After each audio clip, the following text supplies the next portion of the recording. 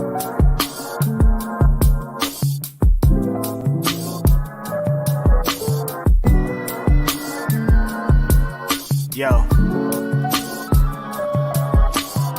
It's Grapsody with Will, Phil, and Reg, trying to keep it real instead of what you usually get from these talking heads. It's Grapsody, we're here to fill the void. 3 black fans, different perspective, got to fill your voice. Coming with the podcast, talking majors, indies in between. Yeah, it's all that, and we're down with Fightful, better fall back. Coming for respect, we connect like a ball bat. No need to double check, these are all facts. You're listening to what's talk raps.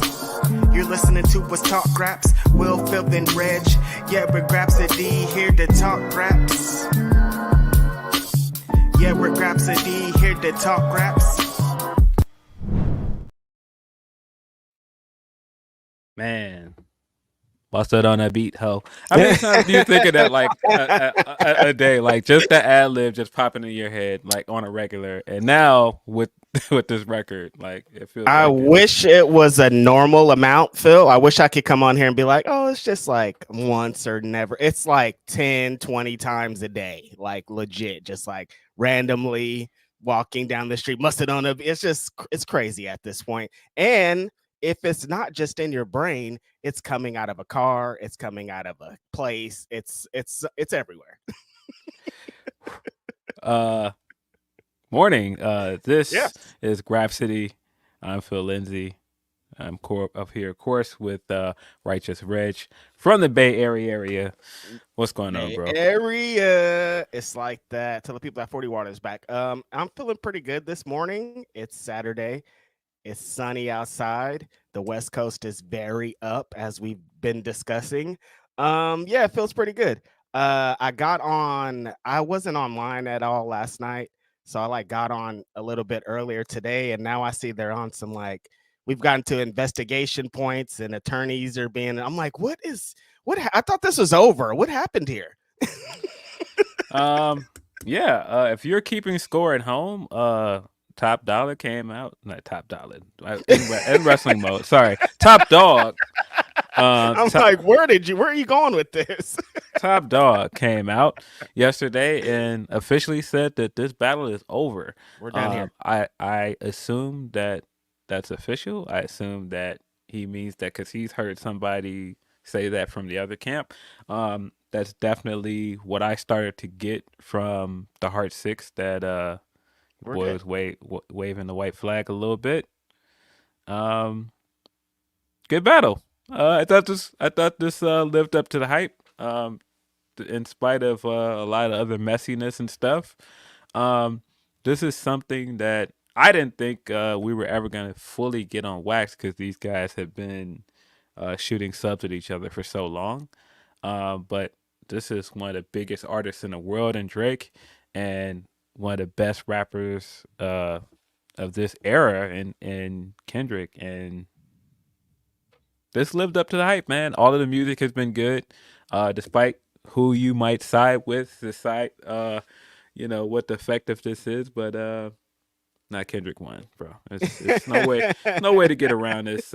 Kendrick cooked this guy. I think faking him out and coming on Euphoria and saying he's gonna do the back-to-back thing, and then making it seem like he did back-to-back with 616 in LA last time we were on Grapsody, that dropped Friday morning, and we got on here and talked about it. And then he actually went back to back on him again and gave him the 1-2 punch of Meet the Grams and Not Like Us, and basically put that guy to bed. Yes. Again, the West Coast is very up. No, Phil, as far as a battle, we came on this podcast before they got into it, and we just were like, just get in the booth. That's all we wanted. 2 guys to get in there and rap, and 2 guys got in there and rap. Shout out to Drake, the #1 rapper in the world, has been for a long time. Like, this is all because of what he represents. He actually got in the booth and rap. Some shit was wild, but some shit was wild on all sides. That's hip hop. Some lies were told. Some lies are supposed to be told. That's hip hop. But the guys got in there and they did it, and Kendrick made some long lasting records. You know what I mean? Like, when it comes to diss records, it's like Usually it's like, I'm gonna just get this guy out of here in a fun fashion, and that's it. I think he made some songs that are gonna be like in 20 years, we're gonna be like, yo, not like us. Remember that day? Remember those? Remember what happened? And like that's fun. Like at the end of the day, I think hip hop won. There's some wild things attached to it, but like as far as like the two guys got in there and did it, I think we all won. Yeah, I think that May 3rd is going to go down as one of those unforgettable hip hop days. Starting that day with the 616 record, and then getting Family Matters, which not for nothing. Even though this guy lost, Family Matters was hard.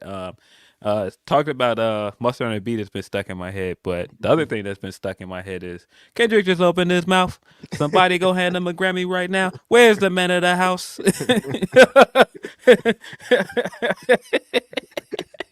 Drake is really funny. That's the part that's like always gonna hang on to it. Like he had a bunch of them throughout the battle that were like that.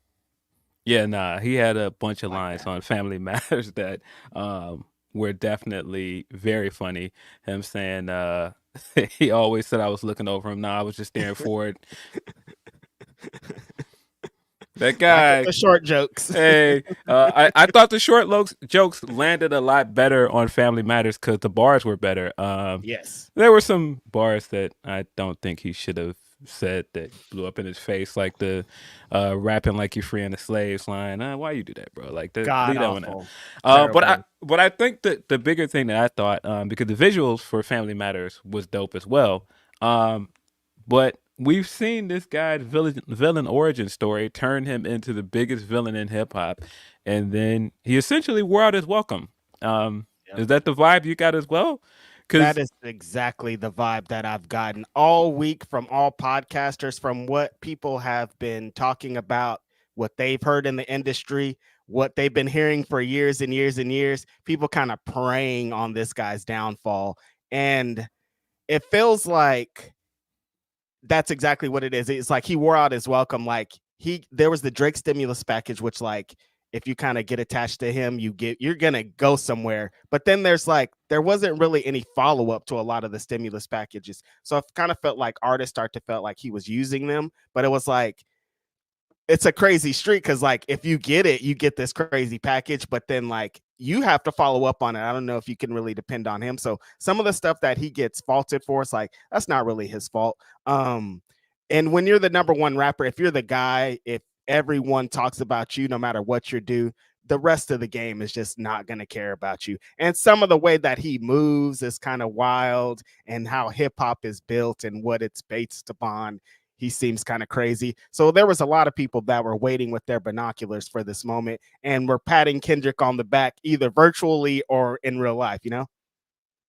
yeah, this guy, of course, Drake, entered this genre as an outsider, and I think a lot of people always had that stigma of him being an outsider, Yep. for a number of reasons. For entering as a child actor, he's an unconventional rap star in a lot of ways. Like, Yeah. just like what Child actor. his subject matter, like where he's from, like a lot of things tied to him. Like, he's the guy, like a lot of guys called this guy corny coming in because he Yeah. was very much a emo, vulnerable rapper, and he managed to make that work. It's in spite of everything, he managed to make this work and be one of the top guys in the industry. And I think because of that, because he wasn't accepted by a lot of hardcore rap fans and a lot of OGs, I think he grew this bigger and bigger chip on his shoulder of it's just like, nah, fuck all y'all. I'm doing what y'all say that y'all do all the time. Y'all get over on, fucking somebody else's girl. Like, one of the biggest hip hop stars of all time started a beef by saying he fucked other people's girl, and he's running around like, yeah, no, I'm getting money, I'm fucking your girls. Like, and on top of that, oh man, y'all don't think Tupac will respect me? I'm gonna go buy his ring. Oh, I'm gonna go do all this thing. I have this museum of hip hop stuff in my house. Oh, y'all think y'all mad I said that Pharrell thing? Come get his legacy out of my house. Like, I'm like, oh, he's getting like wild with the disrespect for people that for hip hop fans that don't like him, he's like really like coming in and like spitting in your face now. Like, oh, you not fucking with me? Oh, it's been up for y'all because I've been making money. I've been that dude. Y'all been not trying to respect me, so I don't respect y'all. And I think that has made a lot of people mad. I think you're getting more and more people booing from the stands because it's like, who the fuck does this guy think he Who do you is? think you are? You know what I mean? Um, Like, it's like you can't tell us that. But like, I think that's what's got him to a success, because like hip hop is all about the underdog. And if you come in as an underdog and you spit in all the authorities' face and you say, I don't care about any of your rules, I'm going to conquer those and still go to the top. That's part of the reason why he made it, because it was like, wow, this guy really defied the odds, kind of, you know? Yes, and I do think that that's what made people like him initially, is that he was Mhm. underdog. But I think once he got up, I think there was some arrogance that came in that people stopped liking about him. Because, like I said, I mean, just look at the Pharrell thing at face value. We Who all beefs love with Pharrell. who beefs with Yeah, Pharrell, bro? Like, yeah. and I mean, we still don't know what exactly is the story behind it. It could be something as simple as, all right, well, I'm not fucking with Pusha, and you're back in Push, so I'm not fucking with you. Maybe.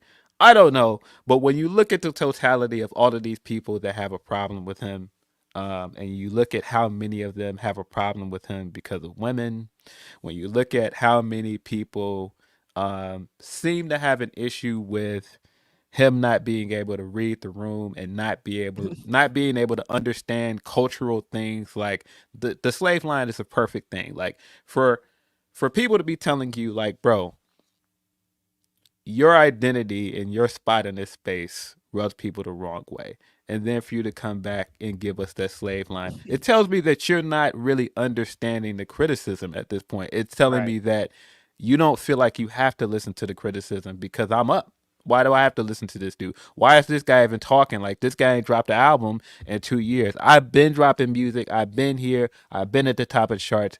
Um, so yeah, I just think that that didn't help him with some of this colonizer talk that people have been saying. Definitely didn't help him in some of this culture vulture stuff that came up recently. Um, which valid or not, I just think that some of this he just pissed a lot of the wrong people off, fans and people in the industry, and it felt like they were all rooting for that one guy to come down and kick him off his throne. And Kendrick absolutely did it with Meet the Grams. I don't think I've ever seen a more thorough read, a more haunting and chilling diss track ever in the history of hip hop. Definitely the hardest track in this entire beef to me, just because of what it managed to do, the vibe on it. I was listening to Joe Budden talk about it, and he's right on the money when he says that, hey, we were all having fun, and then Meet the Grams came on, and just the sound of that record, it completely shifted the mood of this Yeah. entire beef. Mm-hmm.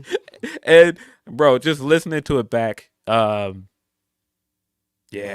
It's haunting. Yeah, You know what I he got mean? this guy Like, up out of here, it's bro. like you sit listening with your mouth agape, just like, what what's going on here, dude? Like, why are you doing this? I saw Bro, that the video. What's it, Kai Sinat or whatever, the streamer dude. He was like, it feels like Kendrick is talking to me. It feels like the diss is like, everyone sit down and listen. Like, you know, when your teacher used to get mad at you, like everybody, the whole class is wilding, and then the teacher like really gets serious. Sit down. I'm serious right now. That's what it felt like. Like, you're just sitting down listening to Kendrick read a man, his kid, his dad. Just like, what's going on here? how many times did you listen to it before you caught the double triple entendre of the title of this song? And Meet the Grams, of course, is this like him going one by one and all of his immediate family. So it on the surface, that's what it is. Like, hey, meet his family. Like, this is his immediate circle. But then also you flip it and it's those Simpic and the drug talk, like Meet the Grams. But then also when I thought about it, I was like, he's introducing the girl to the family Oh, that they meet never them, met. little girl. Yeah, yeah. And I mean, there was a lot of talk about that. Maybe there is no 11-year-old girl. Maybe there is no other girl. But just the fact that it's plausible, and it's the same with the pedophile talk and some of the other stuff. Just the fact that there's enough reason to believe that he might be telling the truth based on other things we've seen Drake do. That's the most damning thing about it. It could be a lie, but It's this like where is there's smoke, there's fire around here. You know what I mean? Like if there's some TikTok evidence on you, like yeah. it's hard for you. This could be a lie, and I don't think that he has an 11-year-old daughter, but it's just the fact that it's plausible, and it's also the fact that when you listen to the song in entirety, even if you take that verse about the little girl out of it, it still eats this man alive. Again, Yeah. hardest song on here, hardest line of this entire thing, of calling this guy a fucking deadbeat who should never say more in life. Ending the song and saying this ain't a rap beef, it's a lifelong battle with yourself. Yeah, it was over. After that song, I was like, yo, it's over. Okay, it's over. you said what the best line is. What's the worst bar of the whole feud? We'll get into Heart Six because I feel like some of the worst lines are on Heart Six. So some of the worst lines are on Heart Six, but yeah, just the execution in itself of coming right after Meet the Grants, because when I first heard Family Matters, I was like, oh, this is crazy. Like with the video and everything, I was like, oh, Drake fired back immediately, and also like having like the teaser for Family Matters after Push-Ups, which I didn't catch right away, but I was like, oh, he teased it at the end of Push-Ups. I was like, oh, okay, cool. And then right after I listened to it, because it was readily available right away, I was like, oh man, like, hey man, that song was cool, but when a guy comes right afterward and steps on your entire vibe, and then effectively makes you out to be a liar, Yeah, it immediately. makes it hard to believe anything you're saying. All that Dave free talk, all of this abuser talk, nobody was talking about that anymore because this guy just showed everybody you're a liar. Whether that's true or not, he painted a very convincing picture that this guy is a liar. So, yeah, and then came back the next day and effectively came with the New Orleans funeral music of dancing on his grave and Not Like Us. If you didn't think this battle was over, Crip walking on his grave. Don't forget. if you did not think this battle was over after Meet the Grams, buddy, it was over after Not Like Us. I remember where I was when I saw Not Like Us pop up on my phone, and I was like, I'll listen to it later. When I listened to it later, I was like, oh no. Oh no. Bro.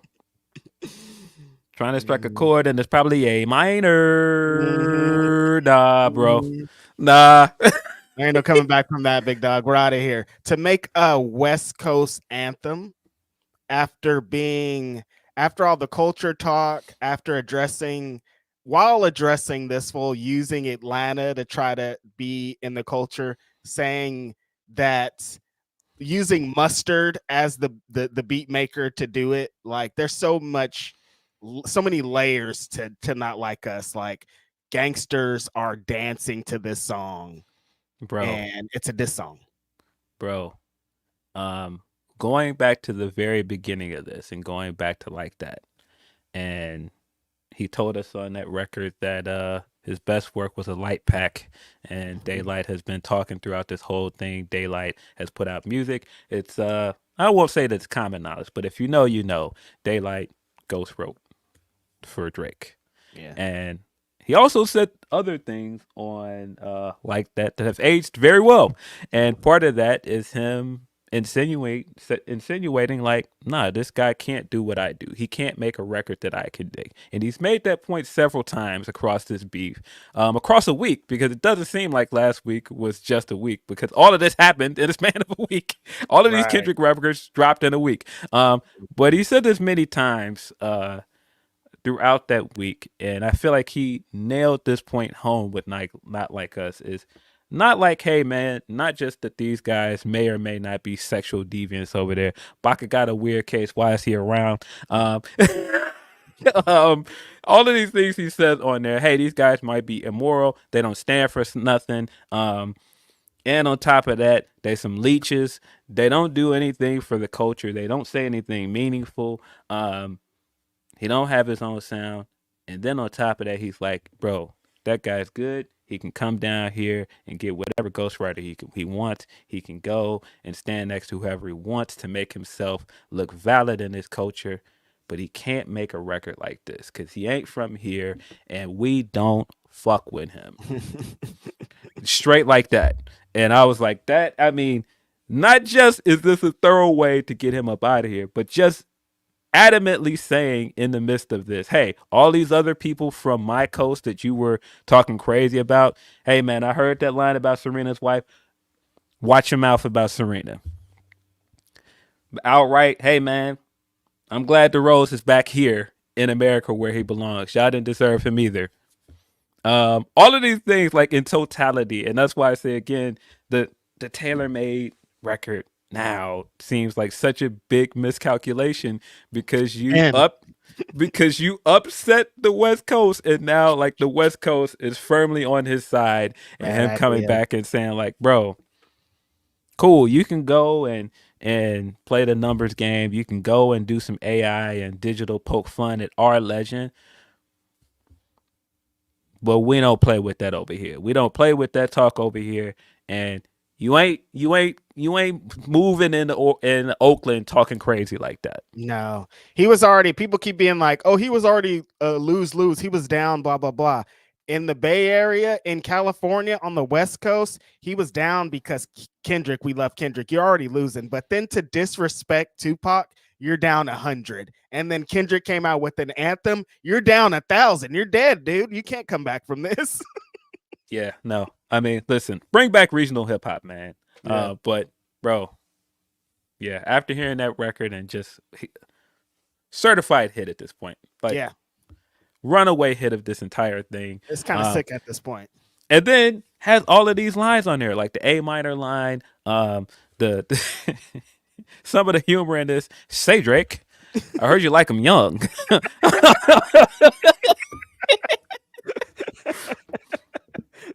Kendrick's voices and his inflection and all the way that he's been been doing this throughout this battle has been so funny, man. I think about YNW Melly like way too often, way more often than anybody should be thinking about like that name and that bar. Man, yeah, thoroughly cooked this guy. Outsmarted him, out rapped him, and raised a lot of questionable things about this guy. Successfully raised the mirror to this guy and read him in front of everybody. Love it. I think it's fair to say nobody is ever gonna look at Drake the same way ever again. No. Yeah.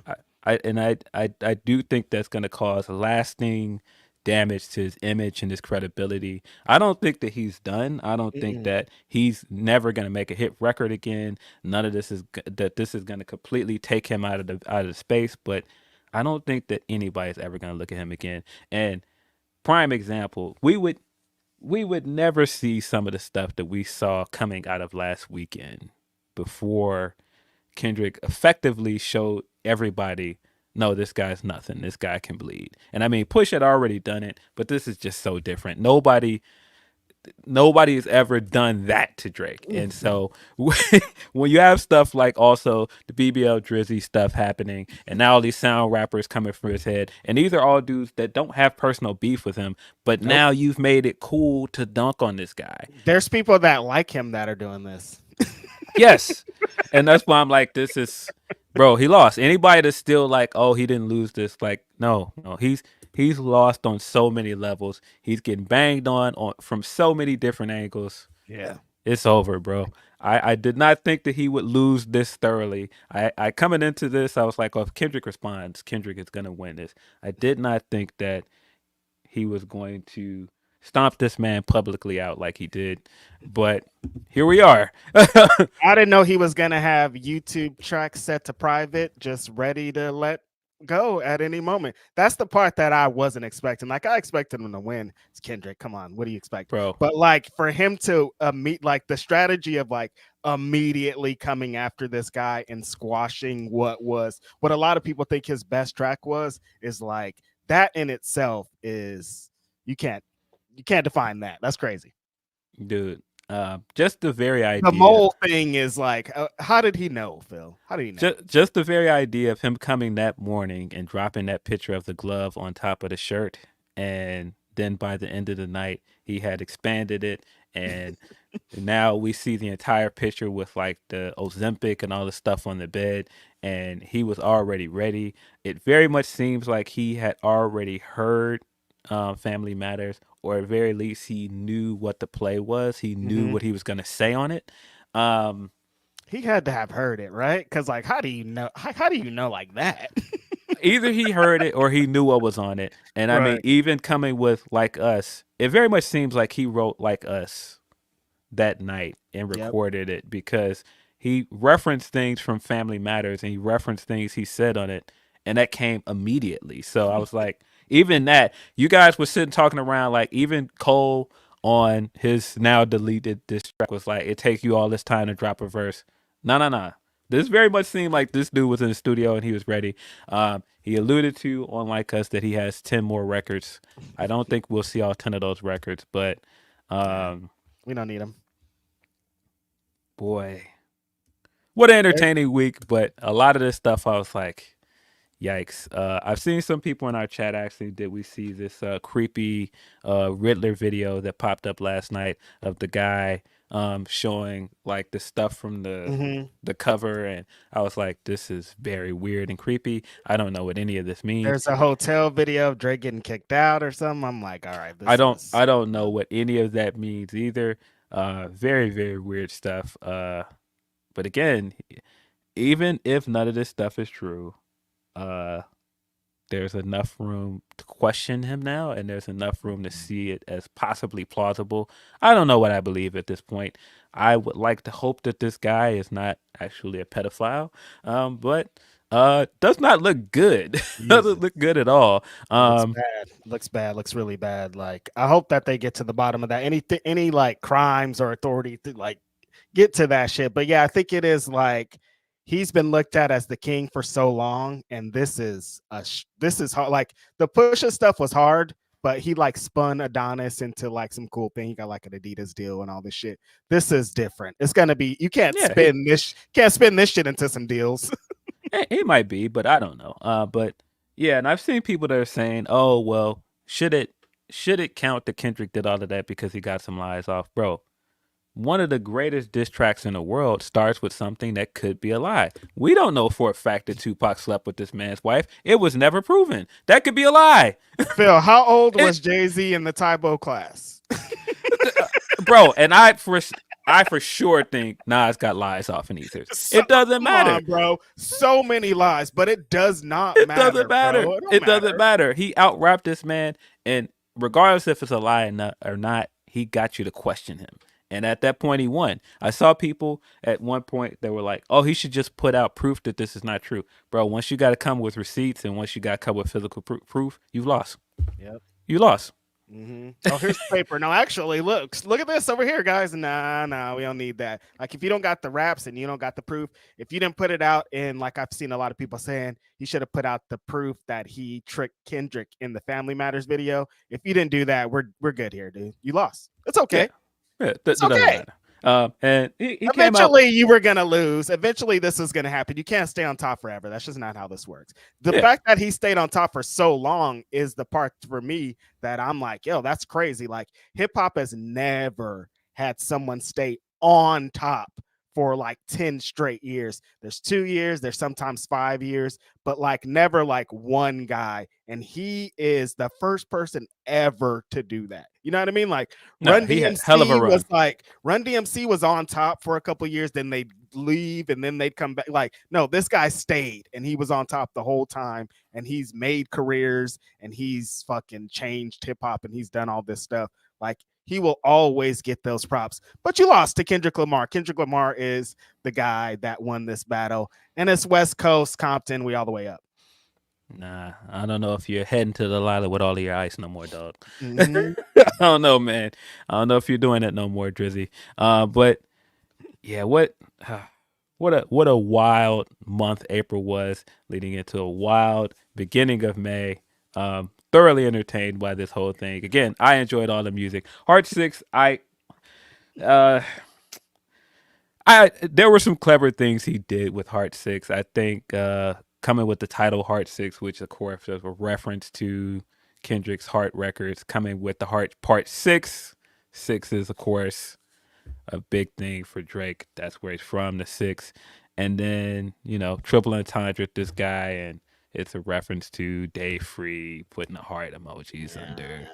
And it's clever. I think starting it with a flip on the Kendrick line of the Pulitzer Prize winner is definitely spiraling. He did some rapidy rap stuff on there, but he did some very cringe things on there as well. Saying I'm way too famous to do what you've accused me of. I'm like, all right, dog. Remember when I was asking what was the worst line of the battle? That was the worst line of this entire thing, because even if you did not do any of the things that you're being accused of, that is not the defense. That's not the defense at all. Or defense. I've never looked at a teenager twice. That's something you said on this song. No. That was not it. He has like a bar like you were even fine in your school pictures or something. Doesn't he have a bar that says that? Like, all right, Drake. Like, yeah. Then also telling Kendrick that you goof, you fell for it. You should have did some research, and then you didn't even do the research on your own on the Kendrick record, and you are telling this story about him being molested. That's not a thing. He was not molested. And so he like listened to the first 30 seconds of the song and turned it off. And also being like, who did you get that information from? Those guys are dumb. And then also we gave you that information. So but you said so the way I interpreted that line is him saying that whoever gave you the information, because that line comes right after the line of him saying, you better have some paperwork for that. I think he's saying anybody that fed you the information that I'm a rat is a goof. But then he also wants to say whoever fed you information about a child, we fed that to them. That's a lie. And so it's like he's trying to tell two different things at the same time. At least that's how I read it. I could be wrong. But still, I mean, you're doing too much explaining at that point, bro. Like, don't be a rat, but also I rat it. Like, what are you saying here, dude? Why? What he's saying? He's saying I didn't rat, because he's like, I didn't rat. There's no paperwork. There's no proof of that. There better be some court documents. And again, I don't know if that's the angle you want to take with this. But yeah, as a song, I enjoy the Heart Six, but there's moments on this that I was like, no, what are you doing? That I'm way too famous line. Ew. I definitely cringed when I heard that. I was like, bro, have you not been watching the news? Like, one of the most famous guys in hip hop ever is like now under fire for all of these things. Like, what are you talking about? His eyes closed, his ears closed. Like, what do you mean, dude? We've seen this before. It's a thing. And there's so many layers to how awful that bar is to defend. I'm not a pedophile with I'm too famous to be a pedophile. Are you sure you didn't run that by anybody or whoever? Somebody, engineer wasn't like, yo, wait, no, probably don't do that one. Whoever was in the studio when he recorded that line failed him, because somebody should have been like, bro, whoa, I would have cut everything off. No, I would have started flipping all the switches down, like, whoa. Maybe not that line, bro. Maybe scratch that one off and put something else there. We're gonna do it over. I think we're gonna run it back. That part though, let's scratch that. Let's maybe take that out. Yeah, no. And again, if you're in the camp of these are lies, he's innocent, that is not something an innocent man would say. And again, I don't know that he did anything, but that was not it, bro. That's not how you clear your name. No. We also had things People are mentioning the B sharp thing. I didn't nitpick the B sharp line, of course, because he tried to play off the A minor line by Try to saying, flip it. "Man, you better be sharp, man. You thought you had D flat, but D major." And I think that was a clever line, but of course, there's no such thing as B sharp. There's That's only a that is natural circular. C. It's B flat, B, C, C sharp. There's no such thing as a C sharp. I mean B Again, sharp. though, this is hip hop, and it sounded cool, and it looks cool. So fuck it, it's live. Let it go. But and I mean I didn't mind the line, but I think the thing is, when you're down bad, when you're losing the way that he's losing, then people are gonna nitpick on things like that. Everything. Yep. People are gonna see all of those things like that and go, aha, you thought you had one, you thought you came back at that A minor reference, and this is not it. Dun dun dun dun. But that's why I'm like, it didn't Wah, bother. wah, wah. Like Yeah, they gotta help Drake, man. Why is nobody helping him? that's the other part That's in the this. most glaring thing, right? Is like no one has been like, I got your back, dude. Well, no one of relevance. There's been some people that have Yeah, said like, I I got your mean, back, but it's there, like, there are a lot of people that have been speaking up on his behalf, but not doesn't any look. rappers. They're just like a bunch of It's, his it's, it's been Twitter friends, it's been rappers that said that he won. I don't but they're believe not them. trying to rap.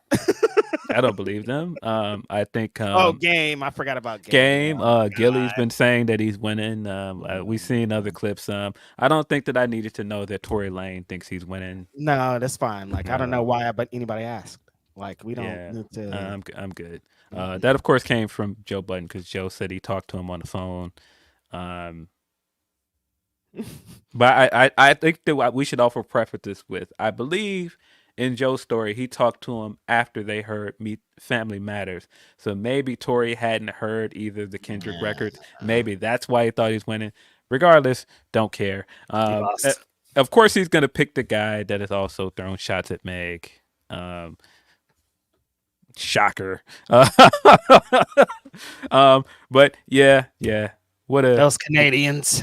we also got like weird the next day after all of the not like us stuff, all of the people that had questionable stuff with Drake were coming forward and saying, no, I wasn't a victim. He didn't do anything to me. The 17-year-old from that video came forward. She's now 31, and she came forward and said, no, it was nothing.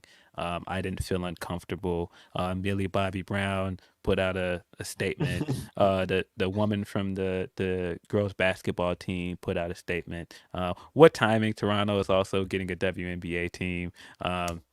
That seemed like the thing that you would have Drake all over before. I mean, at least we not forget one of his biggest records, the thing that put him on. The video is a women's basketball team. Best I ever had is a women's basketball team. Just how he's been linked to Yeah, so many things with basketball in Toronto.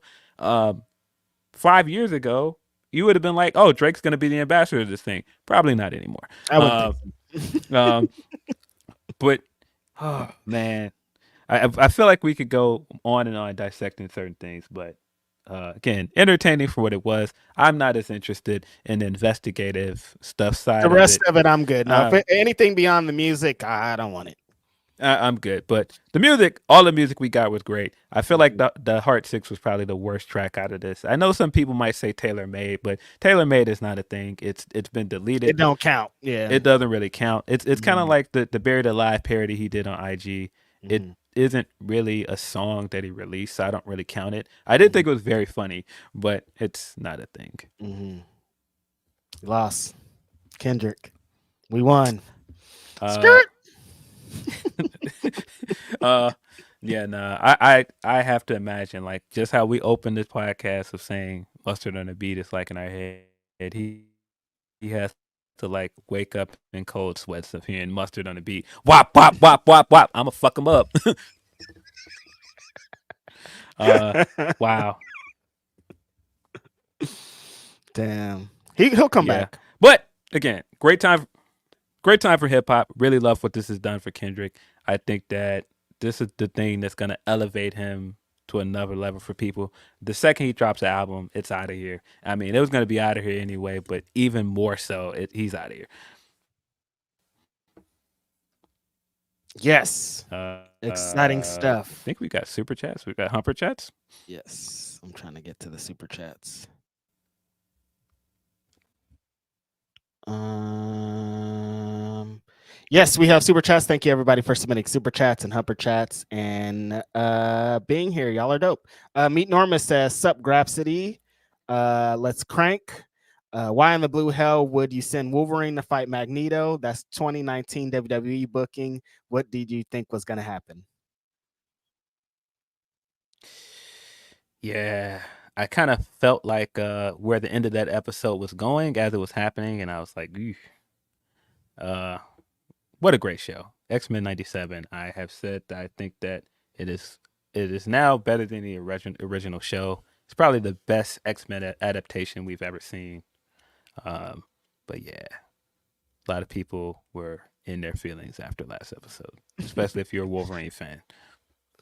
The emotions that I saw running rampant throughout the battle of Drake and Kendrick, like all those same people were just as emotional talking about this X-Men 97 episode the other day. I'm like, all my friends are so emotional right now. Yeah, nah. When the episode started, and every episode they'll have a different person saying previously on X-Men, and because on the original show it was always Cyclops, but like they've done this theme of this show of every time someone starts the show with the previously on X-Men, that the episode's gonna kind of focus on them, and so Wolverine said at the beginning of this episode, and I was like, oh, well, this episode doesn't seem like it focused on him a lot, and then we got to the end of the episode, I was like, oh no. I love it. I'm gonna have to start that show one day. Grim Spider 93 says they not like us and BBL Drizzy living rent free. Yeah. I was wondering, how's Metro gonna fit into this beef because he's not gonna rap. He's made beats, and like that is one of the best beats this year, one of the best beats of this entire thing. Definitely. But he definitely showed me I was wrong by cooking up the BBL Drizzy record and then essentially putting a price on this man's head by offering people $10K and a free beat. Phil, do you think this carves a lane for producers now? Will we see producers beefing with beats? Because this is pretty unprecedented. I mean, Mustard basically drew his line in the sand by saying like, no, it's West Coast forever with me. And so I was like, oh, I see what this is. Like, No, Mustard was during his performance at some club or something was bumping that record. He's like, no, I produced it, no secrets, I'm outside, and I respect it. It was just funny that Drake brought up YG being a gangster, a real gangster, and then Kendrick went and got somebody that's prominently kicking it with YG to produce.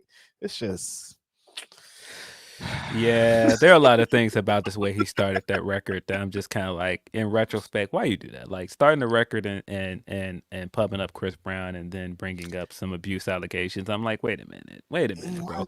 I don't know if this is true, but if it's true that his mother is the voice at the beginning that said maybe you shouldn't start the beginning of this song with and then hitting. I'm like, I don't know if I want a white woman telling you it's okay or not okay to do that, and then you hit no. Now I did think that was a hard way to start the record, especially after the end of Euphoria. But maybe don't start it. That's crazy. if that's really his mom, I don't know. R Dickinson's 8 says shout out y'all the soundtrack to my weekend yard work. Shout out to anybody playing us this Saturday morning commuting to work or out in their yard or just kicking it having a beer for breakfast. I don't know. Yeah, shout out to everybody that stopped playing Not Like Us long enough just to listen to us. Appreciate you. Probably doing it at the same time. There's no way. Like it's just in an infinite loop in people's backgrounds, I think, at this point. With how many streams he's got at this point. Are you seeing these numbers? And that was another thing because Drake came in like, you could talk all the shit you want, but you'll never be able to outnumbers me. And then Kendrick came and outnumbers them. Numbers wise, I'm out of here. You're never creeping up. Yikes. Or the white flag, the white flag line didn't age well either.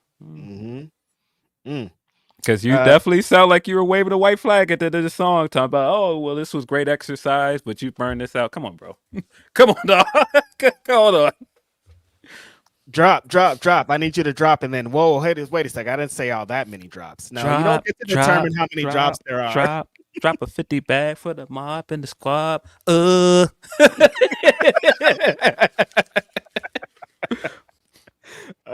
Van Twinblade says, when one person has a problem with you, it's a misunderstanding. When everyone has a problem with you, you are the problem, Aubrey. Yeah, that's just kind of how I feel like. If it's just one story, maybe 10 stories, 20 stories, everybody got something, like, what's going on here? Yeah. Yeah. I mean, even Kendrick just bringing back to light that he slept with Wayne's girl while he was in jail, and people were like, he really did that. I was like, guys, that's not a new story. That's been out there for a while. But just the fact that he brought it back to light, and it sounded so much worse in concert with everything else we were hearing this week. It's like, oh. And then people are now, wow, one of Wayne's most famous lines ever is because of Drake. That's crazy. Host gonna be host, so you couldn't blame Tammy. Yeah, it's because of that fool. Isn't that insane? Yes. Hip hop is crazy. Aaron Busby says, been running victory laps for the last week for sure. Said all Aubrey had to do was not mention that man's wife. Now his career is on life support, and people are dancing and chanting OVO all around the world. Yeah, that's kind of what it is. Busby felt like if he would have just, we talked about it on Ask Grapsody, kept it bars, kept it rap, this could have ended up a different way. He might have been able to win this if he would have just kept it bars and kept with the joke shit, but he crossed the line. I don't think he would have. And I definitely believe the theory out there, and it's really not even a theory. I think it's true. I think that they spoke before any of this, and I think that Kendrick made the point of, don't talk about my family, keep it here. That's the line. Don't talk about my family, because he alluded to it more than once in his records. Drake even alluded to it on Family Matters. So I do think that it happened, and I think he said don't do this, and then he made a song called Family Matters. Like, you didn't expect, what did you expect? Yeah. Hey, don't talk about my family. All right, here's a song called Family Matters with a video and another video attached to it. You're dead. Well, in his mind, I think he thinks that, oh, well, it's fair game because you started talking about my son. But at the same time, like, bro, you can't keep habitually stepping over this line of talking about somebody's girl or their wife or whatever. I don't give a fuck. Even if you come in that last verse and say, hey, man, why is she your wife now? Like, he was cooking in that last verse. But, bro, when you start talking about somebody's wife, people have gotten killed talking like that, dog. Like, you gotta be careful, bro. I hate how women and children became like casualties of this. That's the worst part. Yeah, I don't. But I mean, we've seen that in so many rap beefs where a woman has become like the prop in it. I mean, we just talked about how famously Pac did it. Even like KRS has done it. We've seen so many. We've seen so many rappers turn women into props. Hip hop will never stop being misogynistic. It's crazy, dude. Yeah, and I didn't like that because I've seen some people say, "All right, well, does it matter if what he's saying about Kendrick is true?" And I was like, I think it does matter if it is true. But I think the point here of him bringing it up, because I don't think Drake cares whether he beat on his girl or not. I just think it's a thing to go, you're not who you say you are either. You're a dog just like me. But in the end, you're also very much saying I am a dog, but you're a dog like me. You're not different. I don't know. It's something very icky about all of that. Again, not the way to go. Tyrone Kidd says, mixtape Drake was great. First couple albums were fire. After Views, I wasn't messing with him. He was just rough riding people, and like Ye lost himself. I wouldn't say as bad as Ye lost himself, but some of the stuff, man, did you see that Twitter thread where the one woman was talking about him? I've seen a couple. Like, you got to be more specific at this point. There was a woman that was talking about him and talking about a rapper that invited her to a Trump rally. And, and she wouldn't say who it was for a long time. And while this was going on, she kind of loosely acknowledged that it was him. And I was like, oh. I'm not surprised by that. No, I think a lot of rappers are Trumpers. Yeah. Would There's not be talking about shocked. tax breaks, blah blah blah. He helped with. I'm like, all right, bro. Tyrone Kidd also says Joe Budden said it best. Drake was lucky HBCU bans weren't in season because not Bro. like us would be forever. Dagger. Now give us Dot versus Cole. Now we gotta let Cole. Cole is not gonna. Cole is not gonna battle this guy. Oh no, I still think that could happen. By the way, I still think marching bands are gonna go crazy with. Yeah, no, it's not over. Everybody being like, he's lucky. I'm like, no, when it gets to season, it's still going down. it could still happen. Now, it may have been worse because it would have been still the hottest song in the world, but I still would not doubt that. We're still gonna hear that later this year on some college campuses for sure. R.O. Dickinson 8 also says, don't mess with the rapper that mentions Elohim or the 5%. Yeah, nah. When he started saying Elohim in certain words, I was like, all right, man. Are you going there? Leave this guy alone, man. Leave him alone. Chris says, do you think AEW should move Double or Nothing out of Vegas? Seem to have trouble selling tickets. I probably should have came to this one later. I just started moving forward. But I know. I think there's something about going back to the MGM Garden this year, 5 years after they debuted as a company in Vegas. That's the destination for their first ever pay-per-view. So for a 5th year anniversary show, I think it makes sense. Now, do I think they should stop doing Vegas after this year? I don't know. It fits the whole motif of Double or Nothing. Like what are you gonna? Where else are you gonna go? Atlantic City? Like no. I'm sorry, you guys. Lake Tahoe? I don't know. It's got to be Vegas. We just got to be better. We'll see this year how it goes. Hopefully, people are a little bit more excited and the game's a little bit different. It's just a tough weekend. It's a holiday weekend. It's expensive to travel during Memorial Weekend. It's going to be expensive in Vegas, and I think that's more of the issue outside of whether or not you can sell tickets in Vegas. It's just as a destination for people to go, it's expensive. That's all it is. Mm-hmm. And like, I don't think people aren't going to be saying this same thing when WrestleMania is hella sold out in a few weeks, few months, whenever. No, because they're absolutely going to do well in Vegas. Mm-hmm. Eloquent says, someone check on OVO Mall, LMA, the mall this week on that video. I was simultaneously entertained by the conversation and embarrassed for Maul because there's standing a guy and defending him, and there's what he was doing. Boy, there's this bad. And there's what he was doing. It was I watching it. I was like, bro, you're making Academic look sane because at least crazy. Academic has been willing to admit things like Not Like Us is a hit. He's been willing to admit certain things. You won't admit nothing. Bro, he said so many wild things on that podcast. I was like, dude, there is no way that you believe that. When he was like, nah, the Migos are the Migos because of Drake, because he jumped on a Versace remix. I was like, you are lying. You are lying. The Versace record was hot before he jumped on it. That's why he jumped on it. Like, bro, you're lying, bro. Commando came before that. No, stop. he said a lot of things that were to that degree. One of my favorite Maul things that he does, and I laugh at it every time he does it, but it would really annoy me if I was his friend. Him going and asking you a question, and then as soon as you start to answer him, he'll start answering for you. It's like, bro, you gonna let me answer or not? He was like, man, y'all don't really like Meet the Grams, do y'all? And everybody in the room was saying, yeah, it's great. And he was like, y'all don't like that record. I just told you I do. I just told you I do. Shut the fuck up. Like, yeah, no, I'm lying to you for some reason. Like, why are you asking me the question if you're not gonna hear my answer? Bro.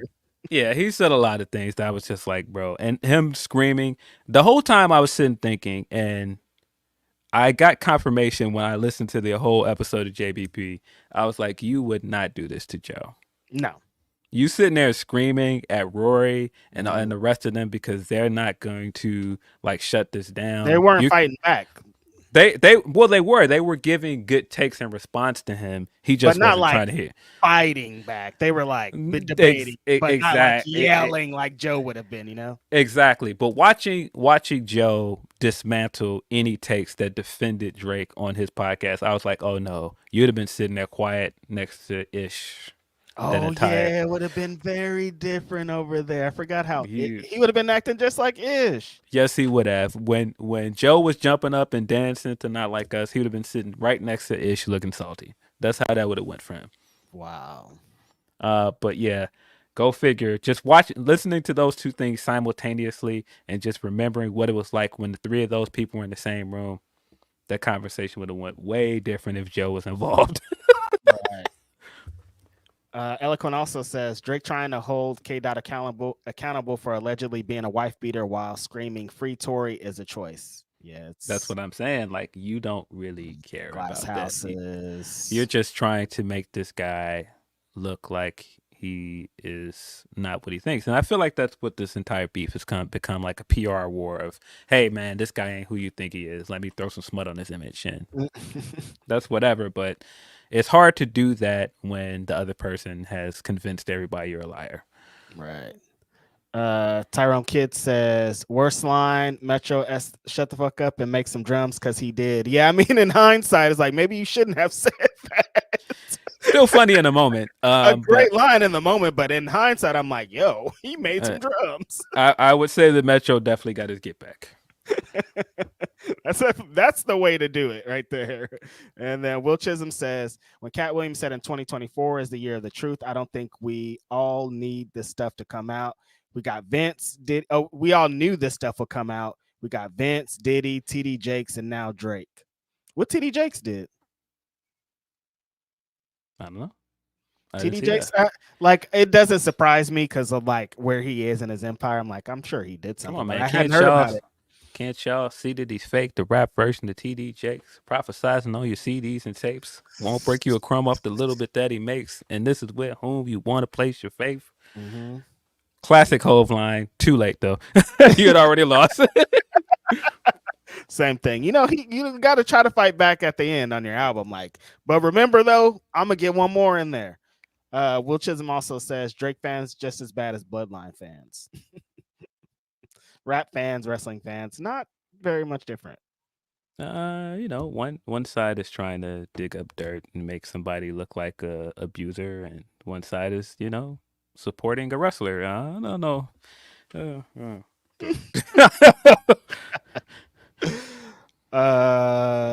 Okay, yeah, that's all the hip hop ones. Caden Lee of the Performance Center says going to my first show at Korakuen next week for Noah. 2 nights. Night 2 gets Naito versus Shingo in a tag and Keno versus Suzuki. You're going to Japan, Caden? That's crazy. Cool. That sounds dope. Big Japan, man. Take me. No, that sounds fun. Hopefully you have a good time out there. And then Ronan Mike Clips with a very generous super chat says, happy Grapsody Day, everyone. I saw Trisha Dora versus Papa Jace and G Sharp versus Mike Bailey last night at the Grap House show. Insanity. If you are in Vegas and you are not coming out to these local shows, I don't know what you are doing. Yes, the Grap House shows have been doing some amazing things. They feature some very talented Las Vegas wrestlers, as well as some of the best independent wrestlers from around the world. I'm sure they'll have something going on Double or Nothing weekend. So if you are around, definitely check them out. And then Devil Kazuya says Thomas entrance is badass. Solo's Bloodline is great. Yeah, I'm really digging the new Bloodline. I think the stuff they did last night on SmackDown was cool. I like the new Tama Tonga thing. Nothing is gonna beat Ain't Nobody Realer Than Gorilla. Mm-hmm. But that was I do like what they did with his theme. Look at Death Robo coming back from off the ropes with one. Not ducking any of those allegations quite yet, but they're fighting, they're swinging. This didn't do it. This one didn't do it for him. They're swinging. They're going down swinging. That's hella funny. Van Twinblade also said, did you guys see Stokes' reply to what motivates you to go to the gym? I asked Fats on the Discord shop, Stoke and Stat as Simba, and Rafiki from The Lion King, Comedy Gold, Stoke Uppies. Yeah, Where's this picture at? I didn't see this, but I saw some of other Stokely things that he was putting up. Very, very funny guy. So good. Hugh Janus says Drake just repping his real community, Tunnels. I leave us alone, man. That's all of our super chats. Appreciate y'all. We've got some Humper chats. Before I jump into some Humper chats, I don't want to forget because we got to hit 2 ads. Hit word from our sponsors. Fitbod. We've been telling you about the benefits of fitbod.me/ppv for quite a while now, but there's so much more. 150,000 5-star reviews, over 5 million downloads, 400 million workouts logged. A lot of people have tried out Fitbod, and now you can too. You can get 25% off at fitbod.me/ppv. All of your subscriptions give you full access to their premium features. You need to stop guessing and start working. They have daily workouts that generate your workout of the day based on your muscle freshness, preferred muscle group, and things that you want to target. There's equipment selection, so maybe one day you have bands, maybe one day you don't. Maybe you have weights one day, maybe the next you don't. Maybe all you have is the ability to do body weight exercises. They help you out by using the equipment that you have available. There's goal and experience settings. There's muscle recovery. You can connect to your Apple Health, your Fitbit, your Strava, all that good stuff at fitbod.me/ppv. Streak counters, timed intervals, circuits and supersets, and you can ask a trainer if the video demonstrations and exercise instructions are not good enough for you. Fitbod.me/ppv. That's fitbod.me/ppv. I'm sure a lot of people added Not Like Us to their workout playlist. But Definitely. Fitbod is also the place to be for your workout needs. Let's hump it. It's just some hump chats, which I'm sure we have a bunch of. I'm sure that they're rap related, wrestling related, who knows what else related. Related.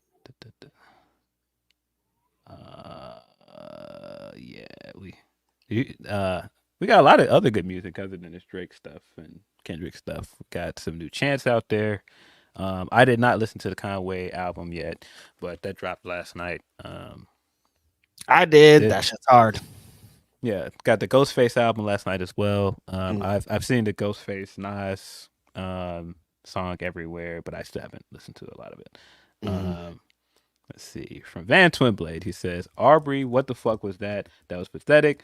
I was not cooked. I was not well seasoned. Then put in the oven at 500 Fahrenheit for 10 minutes and then dropped to 300 until it reached an internal temperature of 135 Fahrenheit. Swear, bullshit, ghostwriters do better. Yeah, guy was absolutely cooked. Like there's no getting around it. From Tony P. So it's safe to say that Drake will not know peace for a while, eh? So as you did there with that A. Eh? Go on. We thought Friday was the warm up for both. I went to sleep early Friday. When I woke up Saturday, the first thing I seen was It's Over and Dot One. I didn't even know Drake put out Family Matters. Thought Dot had put out a second one to be a hater and fucked up his weekend. Learned about Family Matters, listened to it, thought it was good response. Then I heard Meet the Grams. For first few bars, I learned why everyone said it was over. I don't know. Sorry, that's reading somebody else's super chat. Yeah, Tony. Yeah, the progression of how these things happened. Yeah, execution wise, stepping on his record with Meet the Grams and completely flipping the mood, and then going, "Hey, well, let's go party. It's up for us. We won." It all happened so fast. Yeah. From Ikurto, he says, I don't always brag when I am when I am being right, but showing the footage was the right move, and it shows more and more for every week. Can't wait to watch Double or Nothing. A gigantic F with a big off to those that harass Sky. Well done, Aubrey, not Drake. Yeah, I don't want to get back into the debate about that footage. I don't care. I'm sorry. I don't care. I mean, if you think that airing the footage was the right thing at this point, that's your opinion. I don't really want to get back into it. I don't know. Do you got any takes on the footage at this point? I don't know. No. Yeah. Pretty much where I am. I can't. I can't anymore. Yeah. Can't.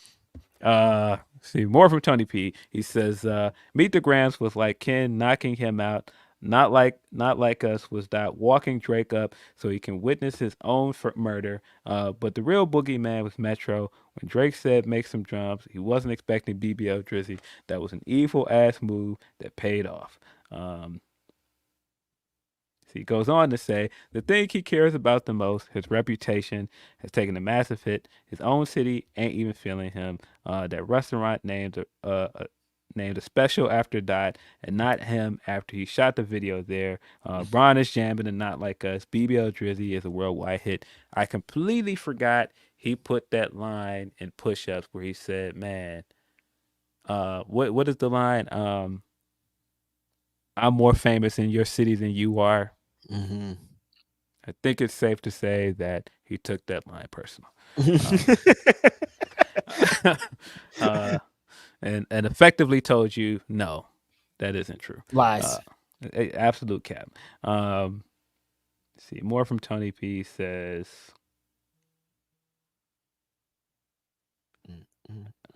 he has become a literal punchline. He made so many enemies on his way to the top. Now that Ken has humbled him, the rest of his enemies are now, to quote that, picking the carcass apart. Even if he puts out a new joint like Act T's, it won't matter. I don't think he should put out music anytime soon. I think he should take some time off. I think he should take some time away and then put some music out. But when he puts music out, depending on, listen, if it's a hit, it's a hit, bro. Like, that's how I feel, and that's what it's going to be. There's a lot of people that this battle did something, and there's a lot of people that this battle didn't do anything. So he can come back out, and it's not going to matter. Exactly. He says, now for a Petty of the Week winner. Dot getting two again for a week, but one of them has to be shared with Metro and other that had hate in their heart this week, like Suki, Shaq, The Elite, Ex-Mogul MC, LOL. What's y'all winner this week? Not named. I think a certain triple lettered guy that answered that question the way he did is probably in there as Petty of the Week. That's my winner. That was Cheese boy. That was a very weird way to answer that question, but whatever, bro. Well, he says, more from Tony P says, this week in wrestling was tame-ish to very good. Backlash was fine. We knew who was winning. The highlight was the awesome crowd. Raw had some fire matches with the King of the Ring, Turney. Ilya is not to be played with, and I can't wait for him versus Big Gunt again. Yeah, we did the Backlash post show last week. Mm-hmm. So, I don't want to get into too much about Backlash. I thought it was a solid show. Like Tony said, the crowd really made the show. We got a really, really good main event, AJ versus Cody. I thought the women did very well. 5 stars, baby. 5-star winner, man. You can no longer say that Big Code is not a 5-star wrestler, man. Let's go. Kicked out of the Burning Hammer at 1 and got 5 stars. I love it. Yeah, a lot of people were tight as fuck though. Yeah, a lot of people were not happy about him kicking out of the Burning Hammer at 1, but really, really good match. I thought the women's triple threat match was also very good. We've got new WWE Women's Tag Champions and Bianca and Jade. And then they immediately showed us that they have learned nothing and they're going to keep booking those belts the way they do. What is this, Phil? When I was when I saw that that Jade was getting her shit off and she advanced in the tournament, I'm like, well, why did they make them the champions? And every time they make someone the champions, then they get a push in a different division or a different part or a singles thing. It's like, why do you guys keep doing that to these belts? Moments, man. They want the moments. They want the moments, man. But the yeah, moments do hit though, but like the rest of it. Yeah. But I thought it was a good show. Fun afternoon of wrestling. Then we got into the King and Queen of the Ring tournament, or probably have that backwards. Sorry, no, I did say it right. Look at me second guessing myself. King and Queen of the Ring tournament started this week on Raw. I thought we got some really, really good matches out of this. I think it's made Raw and SmackDown better overall. Yeah. Especially SmackDown. I think this is one of the better SmackDowns this year because we got a lot of wrestling, a lot of women's wrestling, which I think made it better. I think overall, SmackDown probably had the better matches but I think the main event of Raw was easily better than the main event of SmackDown. I didn't get to see all of SmackDown, but I did get to see all of Raw, and I thought that the main event was insane. Ricochet and Dragunov was dangerous in points. I'm like, I like Dragunov a lot, but you got to be careful. Like, you can't do this every week. Like, it's funny, like, now thinking about Dave had that. He was talking about Ospreay, and he was like, can you keep this up every week? Can you go high spot every single week? And I'm thinking the same thing about Dragunov. Like, after that superplex, dude, I'm like, dude, don't. Like, be careful out there. Like, scary. The line for error in some of these spots that he does are very scary. But as far as getting over, he's going to be super over. It's going to be the Gunther effect, and especially with how they book people now, like, those guys are going to come to a collision course some point at this year. Big Gunt. Yeah, we started off with Ricochet. We started off with Jey Uso versus Finn Balor because Finn Balor and Damian Priest had a segment to open Raw where Damian Priest apologized for his reaction to them coming out. I still think this is very much leading to Finn Balor challenging for that belt. I still think that Judgment Day is going to implode every day. It feels like every week Dom comes in there with somebody and they're like, bro, who is this guy? Like, why are you trying to bring this guy in here? So it feels like it's only a matter of time. But I thought that was a solid match for what it was. Of course, Finn Balor lost again. Jey Uso is moving on to the next round where he's going to face the winner of Ricochet versus Ilya Dragunov, which I thought that match was fire. Dragunov is Dragunov. Very entertaining wrestler. He just brings a different energy, man. And I know what you're saying. It's some parts of it. It's like, oh, this looks very, very dangerous. This looks like that really hurt. But it's like a really, really great train wreck, and you can't turn away. It's like it's violent and it's just like it's high kinetic. It's awesome. But yeah, I thought this was really good. Ricochet always does well in these tournament type matches because it's just work rate. He doesn't. And have to then what? Yeah, then he's gonna give us the promo afterwards that sounds familiar. I can never make it. I train so hard every time. I always get to the mountaintop. All right, Ricochet. Never would have made it.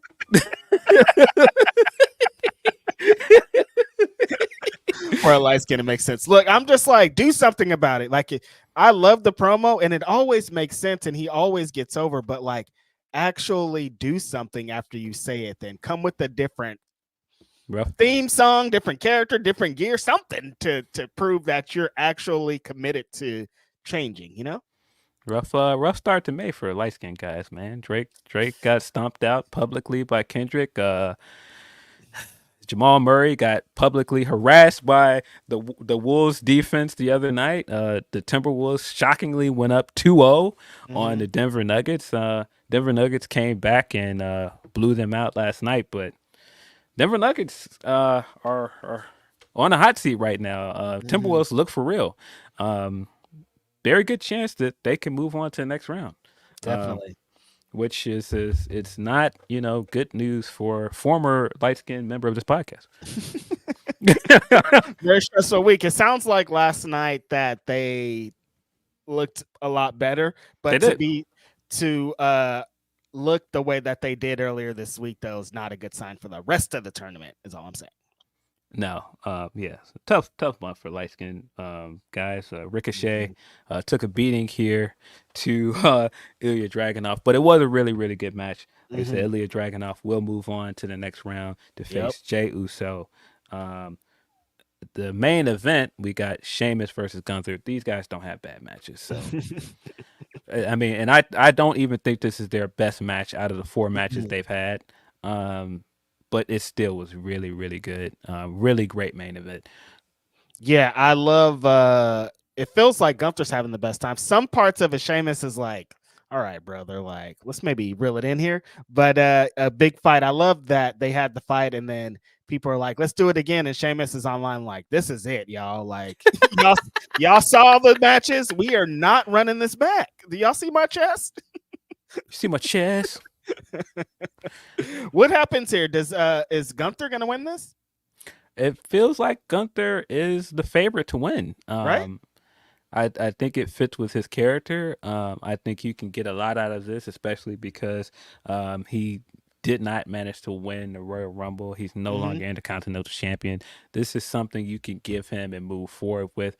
And if you don't want it to be this goofy gimmick of like a king and like the usual stuff, The robe and the hat and all the crown. somebody that can take it and make it into a serious gimmick like Gunther can, I think that's probably the right move.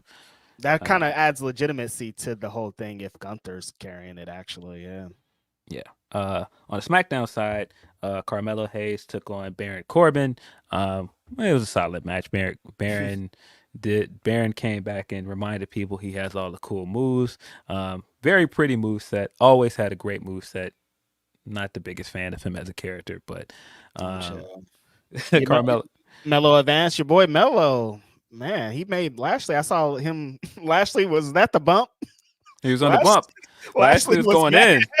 He was not feeling some of this talk from Mello. Of course, the other story is that Bobby Lashley was supposed to be in the first round of King of the Ring tournament, but he had to drop out because he was not cleared. Same thing with Drew McIntyre. Drew McIntyre was supposed to have Jey Uso's spot in the first round. Injuries are kind of bad right now, huh? Yeah. Which played into some of the stuff from Raw as well.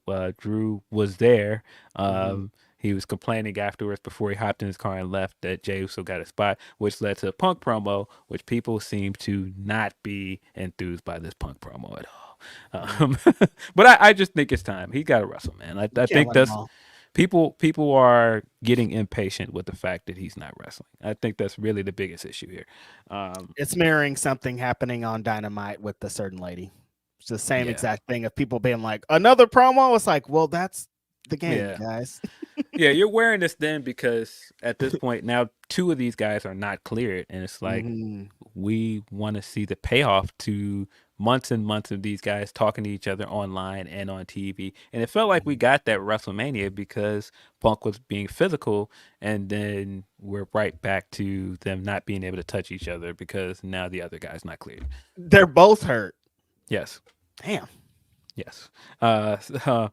Yeah, but on SmackDown side, Carmelo Hayes did advance, and he will be facing the winner of the main event, AJ Styles versus Randy Orton.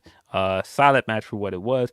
I wanted AJ to win, but Randy Orton. Oh man, Randy Orton did win. He will advance to the second round. Where he will I was like, Melo and AJ, that's about to bang, but no. That's what I was sitting there looking like. I was like, all right, after what you got out of the Backlash show, AJ had such a great showing. He came out and immediately talked about how he's not done with Cody Rhodes. He's going to earn another spot to face him for the title. And so I was like, all right, you got him in the tournament. You've shown that this guy's still who we think he is. He's motivated. And then he just loses in the first round.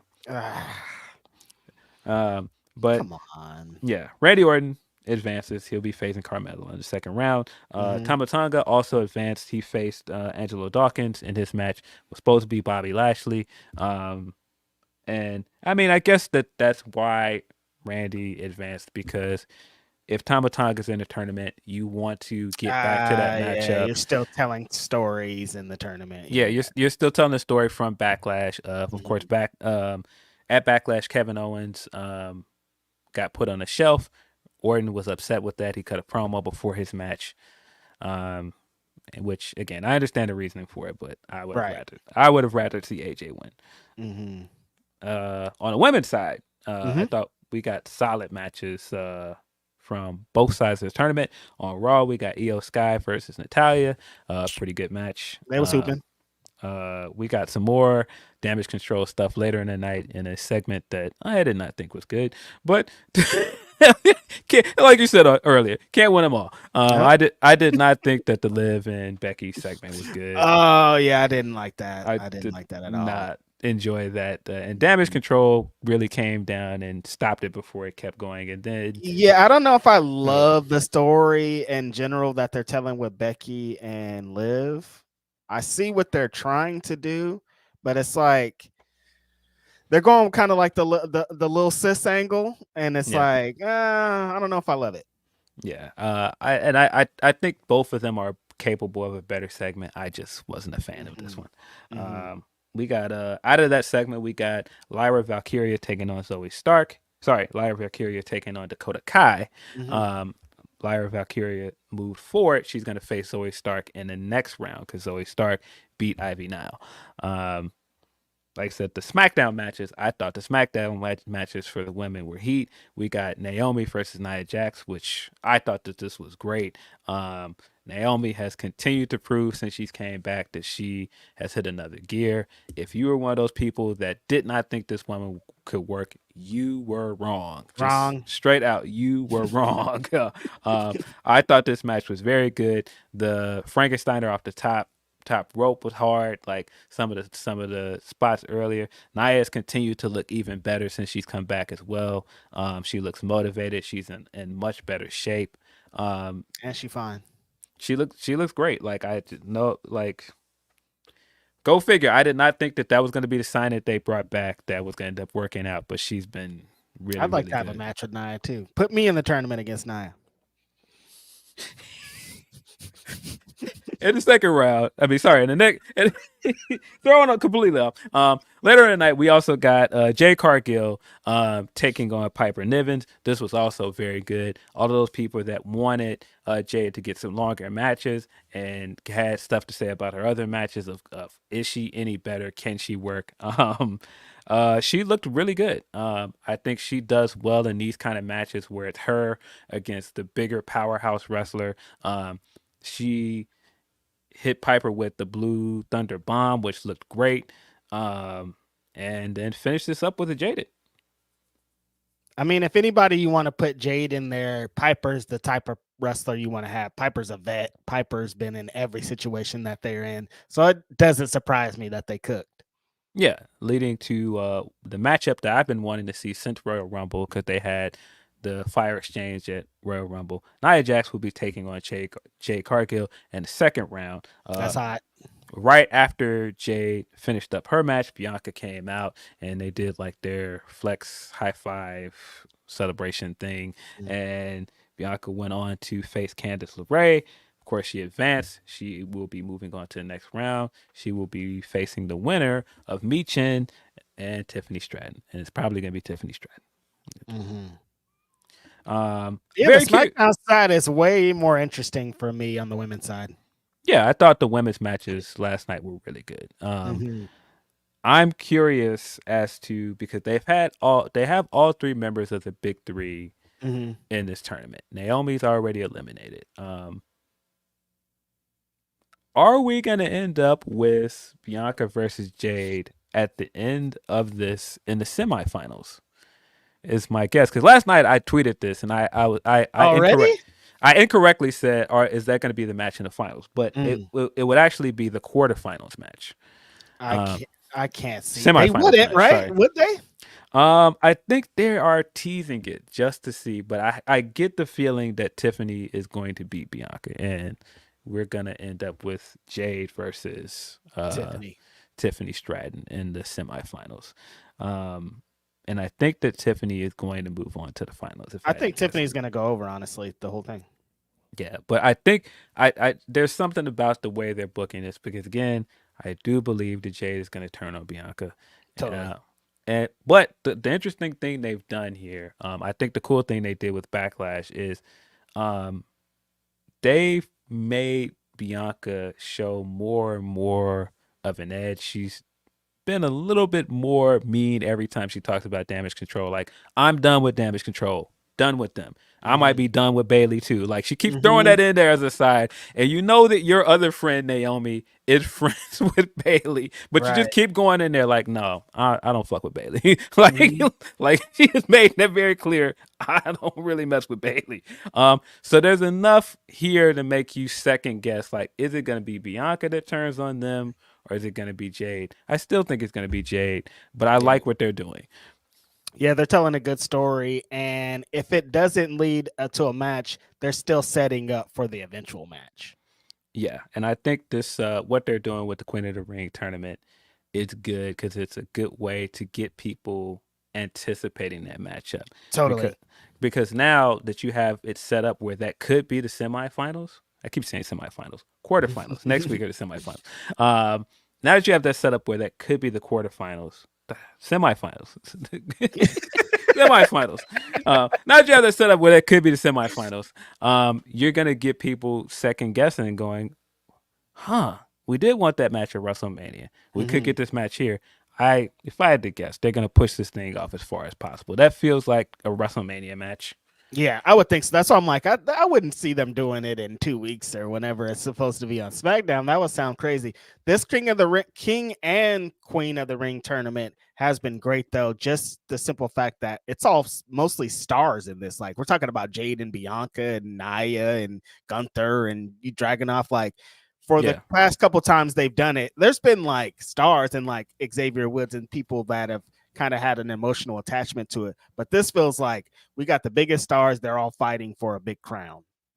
Yeah, and the matches are hidden. I think that's the best thing about all of this. Right.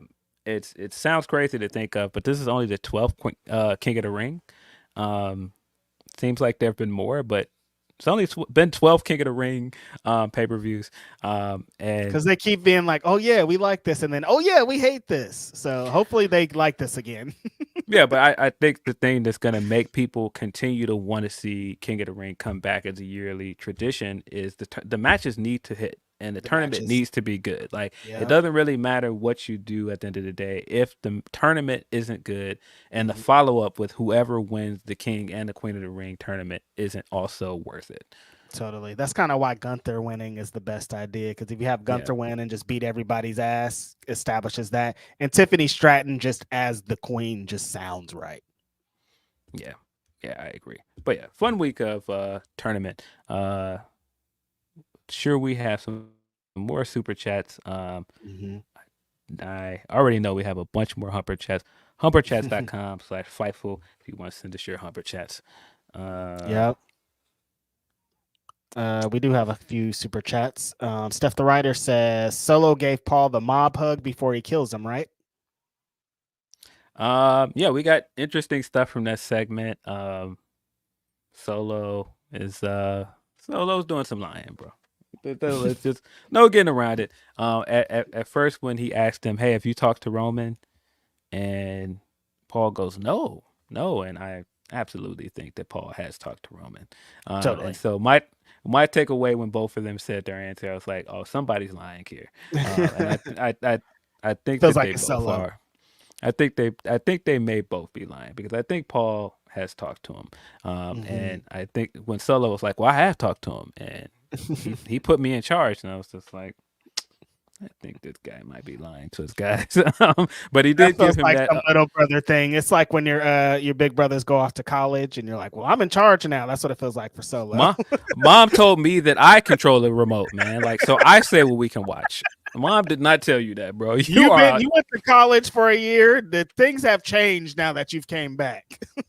Yeah, Mom told me that I can decide what we're eating tonight. Like, no, she did not. She did not, bro. Van Twinblade says, I sent you the tweet and the pics, Rich. Oh, yeah, I'm going to check those out, the Stokely ones. Stephen Marcusili says, I like Cody versus Paul. Big name opponent, big match, not a repeat. Yeah, that's of course the other development we got last night, along This with is from the Saudi show, right? This King of the Ring show. I don't know. Why are people so offended about this? Like, this feels pretty on brand for what they do at those shows. It does. I just groaned very loud in my house when Nick Aldis came out there. Very funny that Nick Aldis went out there to tell him who his new opponent is, and I keep thinking, hey, this was his all-in match. Like, yep. But yeah, he comes out there and he's like, we got your new challenger ready, and then we hear the awful Logan Paul music, and I'm just like, it feels pretty on brand for the big Saudi shows, though. You talking about somebody that was getting his lies off. Boy, that guy was lying. Lying. The entire segment lying. I'm like, bro, these are outright lies. We're set up for a title versus title match at King and Queen of the Ring. I don't think that there's going to be a winner. I feel like this is going to be a DQ finish. Because title or title versus title. It's not a winners take all thing, right? It's a winners take all thing. It's a winners take all thing? Yes. Well, Cody tweeted out after it's 2 belts. No. Yeah. Why would they do that? It's a winner take all match. Logan made the point that he wants to be the guy. He's going to hold both of those belts. Oh my God. Why are they doing a 2 belts thing? Yeah. What that? Okay, I'm against it. I was for this match, now I'm against it. What are they talking? Why is this happening? That doesn't even make sense. Like for Logan Paul, yeah, but for Cody, he doesn't care about that belt. Why would he care about the fucking U.S. Championship? He's Mr. America, man. What do you mean? Oh yeah, right. You know why he wants that belt, Mr. American Nightmare. He made the point during the segment that winning that belt would make him a Grand Slam champion. So yeah, he wants that belt. Points are made. You got me. I think the match is going to be good, but Logan, I just don't care about Logan Paul, man. I just don't care.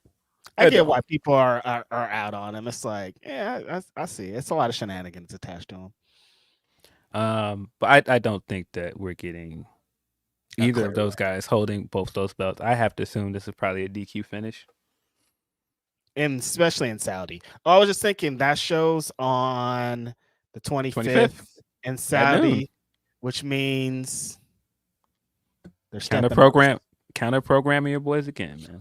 Come on, dude. Why do they always do this to us? Stepped on. Stepped on. Fentanyl all up in it. But that's Vegas week anyway, so we were gonna have to figure out what we're doing. We'll figure it out. Jana says Jade Bianca remind me of Rated RKO since they're 2 singles megastar put together. Don't think they're giving us the match so soon. Tiffany versus Jade is what Jana thinks they're gonna go with. I absolutely think that because they played up this knee injury during the match. Mm-hmm. And I think that Tiffany is going to use that against Bianca, and Bianca's going to lose. So she's about to beat Jade and Bianca back to back. Back to back. Back to back. They're invested. Devil Kazuya 27 says WWE should bring back the mixed match challenge. I like to see it. I don't know if we are going to get it in the format that we got. I can't imagine people going on Facebook video to watch it. Nope. But I'd like to see it. Even if you use it kind of in the way that they use Speed, it's kind of an internet. Yeah, exactly. I'd be interested in watching it. I just don't see it possibly happening on Facebook video. I would not think so. That's all of our super chats. Appreciate y'all. Are we making good time or what? We're close up. We have a hard out this week, guys, because our friend is heading to LA to go to the New Japan show. It's 6 hours away. I'm driving. So if you see me outside of New Japan, please give me a high five. I appreciate y'all. We got some more Humper chats from Tony P. He says, no, Natty is also trying to make WWE pay her with the work she's putting in. Randy AJ was a banger. However, last night that match for me was Joey versus Nick at Defy, an Iron Man match. They killed it along with Marina, who won, I believe, her first title last night. Oh man, shout out to Marina. Didn't see that. Swerve was out there too. You saw it?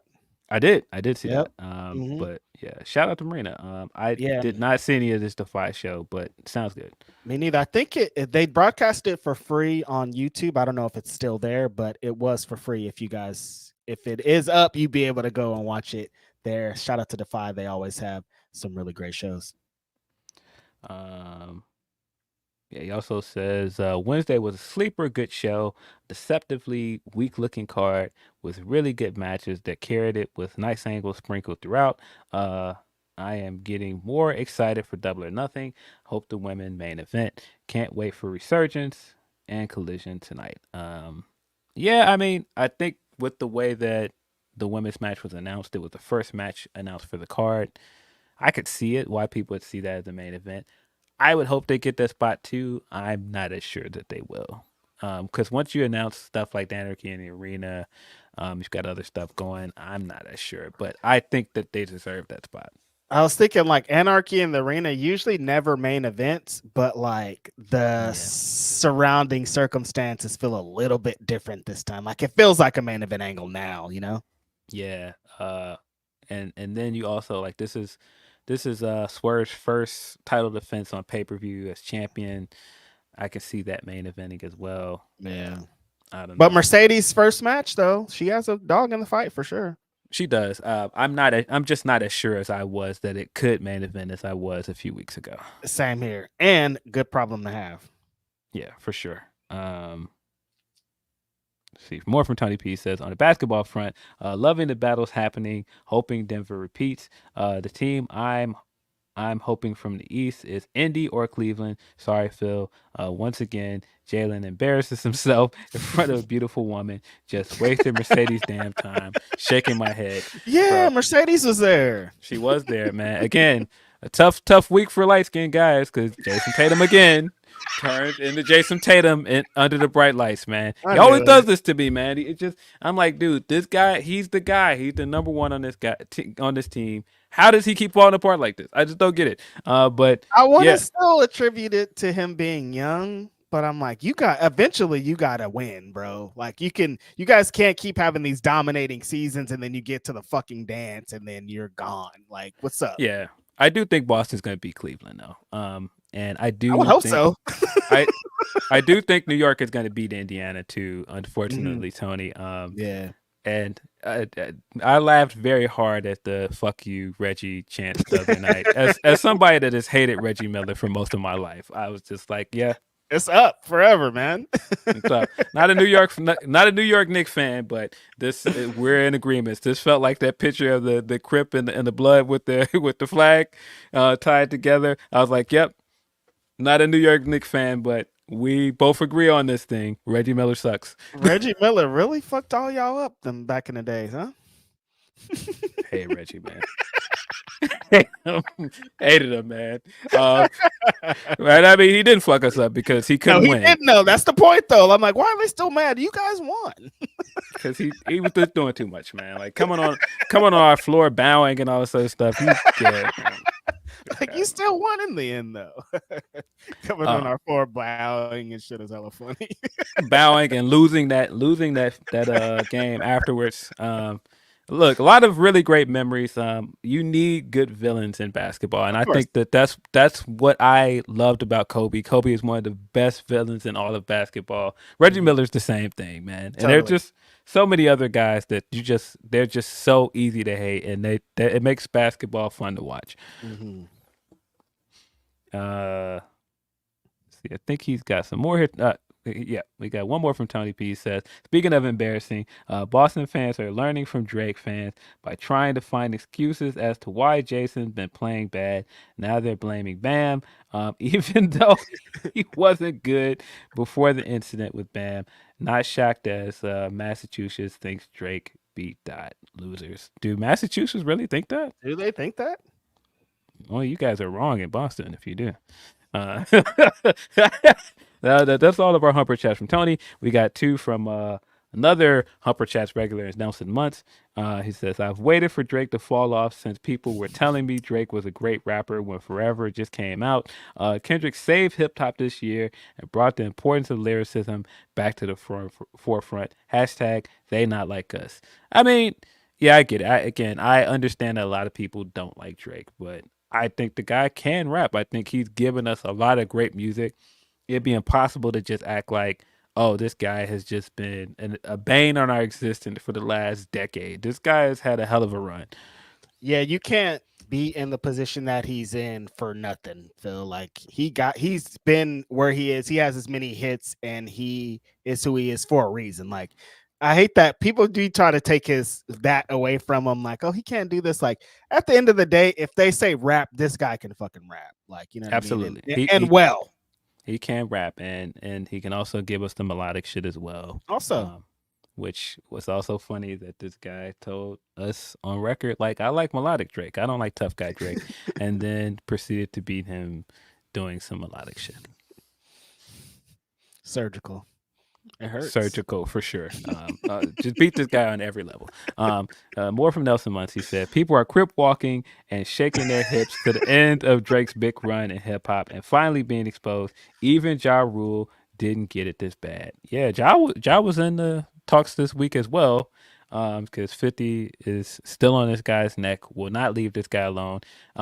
If I'm correct, he was mad at him for rooting for the New York Knicks. I'm like, but he's a New Yorker. What'd you expect him to do? Why are you mad at him? What is he supposed to root for? That's hella funny. Yeah, I would say that this is probably the worst in hip hop history because people are dancing to you being called a pedophile. Like Ja Rule, like everybody, Ja Rule had stuff like they were mad at him for singing. They try to call Biggie fat and had sex with his girlfriend. None of them they were dancing to a song of you being called a pedophile, though. That's way different. This might be the most well executed character assassination we've ever seen in hip hop. I'm saying, man, it's way different than anything else. Crip walking to you being called a certified pedophile is just insane. Certified lover boy, certified pedophile. Like a West Coast ass song. Let's see. Last one we got from Ron and Mike.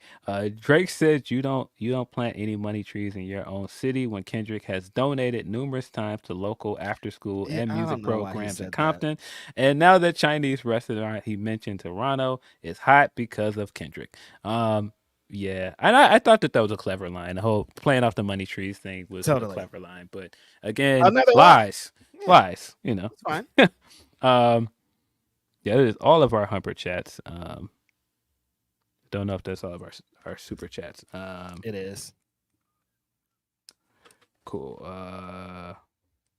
We got the revelation that Anarchy in Arena will be coming back to Las Vegas, Double or Nothing this year, which I had assumed when we set up 4 guys on one side of the Team Elite.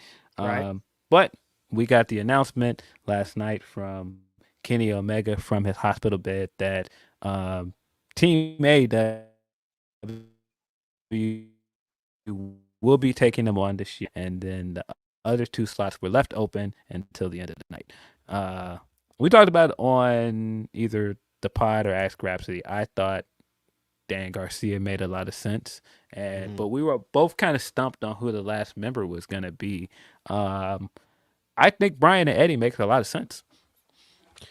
Yeah, coming into it, I thought for when they kind of teased it at the beginning of the show, I was like, maybe the Motor City Machine Guns, not thinking Team AEW, somebody who's going to represent the story of what this is. So when Eddie Kingston, when Eddie Kingston came out, I'm like, oh, they've been telling this story for weeks of him trying to talk shit to the Young Bucks, saying that they're defying their authority.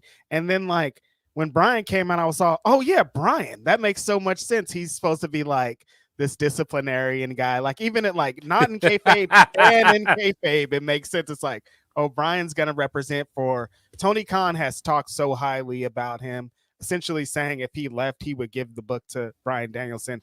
Of Yeah. course, he would represent in that spot, you know? Yeah, I think it makes sense. If you need another tag team to go against the Young Bucks, of course, their biggest rivals in the company are FTR. And then if you need somebody that kind of represents the heart and soul of AEW, if it's not going to be John Moxley, it's Eddie Kingston. Yep. In a lot of ways. I mean, it just a lot of what Eddie Kingston has stood for. It makes sense for him to be the guy that sides with FTR. And then, like you said, the guy that has been kind of the voice of reason and also one of the best workers in the company for the past year is John. It's Brian. Brian also has some tension still with Okada, so that makes sense. Yep. And then also on top of that, Eddie and Brian also have experience in the Anarchy in the Arena match, so makes perfect sense. I think that this is a perfect way to build an Anarchy and Arena match. Very much excited for that one. We talked about it last week and how it's just like, oh man, when you're gonna set up all of these guys that also hate Punk, and then you're building it off of the brawl out stuff, kind of makes sense that going into Vegas, it would have made more sense for Punk to be there. But I think what we're getting is good. I think this angle has been really, really fun. Still don't know if we needed the footage to make this work, but I've been enjoying it. I think Jack has come out of the other side looking great. I think the four of them together is working. It's tough. It's tough to root against them. I don't know if you're having the same problem. It's crazy that stuff that you're saying about Punk because it feels like he could still be slotted into all of this. Like every time he brings something up, I'm like, you know what I mean? Like he could still, he still He's could have just been gonna a- rip up his contract. You know what I mean? Like I'm still here, but no, it feels like they wrote a story and like they were just like we'll write him out of it, but it feels like he was a part of like because like all signs are pointing to he would have been on FTR sides. He would have been in this. Yeah. Match, he would have been in this thing. It's just weird to know that not at all. He's in another company. He's in a way different feud right now. But it's just like it seems super interesting. But yeah, this match is going to be awesome. The Anarchy in the Arena is always one of the best matches of Double or Nothing. It's a big brawl. It's a big party. Denise and I were talking. What song will potentially play throughout the whole match, and we couldn't come up with an answer. But I think this is great. Was there any moment where Ken was like in this hospital bed? He's like, these are going to be the four guys. Was there any moment where you're like, this could be him? No, I don't think Kenny's gonna be ready. He of course broke the news as well on stream this week that he is getting ready for surgery. I think that's a good sign that he could be ready later this year. Good luck to him with the surgery. Hopefully that goes well. And hopefully he's back in the ring soon. I think the other great thing about this angle is it's built a lot of good anticipation for him to come back. The match with Okada is going to be a big deal, and anything else he does with those three guys is going to hit. Yeah, this is just them teasing that stare down of Okada and Kenny Omega has already got me super excited. But yeah, Kenny was on his stream. I saw giving up a lot, as he always does, having a good time out there. But yeah, he announced that surgery is very soon, and hopefully that recovery time is not too long and we get to the fucking Graps, man. Like it's crazy that they've been on this wild ass run and Kenny has been out for a while now. Yeah. Also no Hangman. Hangman. I assume Hangman will be back soon, and like I told you on Ask Raps, if we're starting a He-Man We Hate Punk group, I have to assume Hangman will eventually be over there with those guys. Yeah. You convinced me of that one. So I'm like, yeah, why wouldn't he be? Like he almost was like the catalyst of this whole thing. Yeah. With his little snide remarks. Yeah, I don't know. Autistic Weirdo says MJF. I wonder, are we going to see Max at Double or Nothing? Because I know a lot of people assumed we might see him at Dynasty. Mm-hmm. Yeah, I wonder, will we see him at Double or Nothing? I would hope so. Personally, I think that Max was one of the better parts of the roster. I think he did a lot of great things as champion last year. And the end of his title run wasn't really hidden, but a little bit muddied up. But I still think, for me, he's one of the best AEW World Champions. Yeah, what he's built and became in AEW. There's not a lot of people on the roster that could do that. On the mic, he's insane in the ring. He's great for ratings. Like we need Max back ASAP. When they announced all these new signings, that people were like, "Well, where's MJF gonna fit in?" And I was like, "Any fucking where? What do you mean? Where is he gonna fit in? He can Yeah, keep up with all those guys." y'all don't think Ospreay versus Kenny against MJF is gonna hit? Y'all Come are on, crazy. That match is man, absolutely gonna hit. it's gonna go insane. And now that we've seen Ospreay as a promo, the segments are gonna hit. Like, Come on. yeah, no. Y'all got Max fucked up, is all I'm saying. Like the Phil's right. Like the end did get a little bit like the Joker shit was like, all right, Max, but like when the fucking bell rings, the guy he's one of the best. Yeah. We got some other stuff set up for Double or Nothing as well. They haven't announced a match yet, but I like what they're doing with Malachi and Copeland. Copeland has been coming out having fire matches every week now. I thought the buddy match he had last week was great. Then he had a great one this week with Brody King. And they're kind of setting up this storyline where it looks like he could be getting seduced to the dark side and getting into spooky vibes again. We know this guy, he likes spooky vibes, whether it be the Brood or Judgment Day. I don't know, could there be a world where this guy joins the House of Black? I didn't even put those dots together of all his ex spooky places. I'm like, that's why he's in the feud with these guys. He's spooky. I mean, I think there's a world where Edge is heel here in AEW. I think a lot of people kind of assumed he would join Christian and we'd get a tag run out of this. But no, I don't think I could see him in House of Black. It just doesn't really make sense.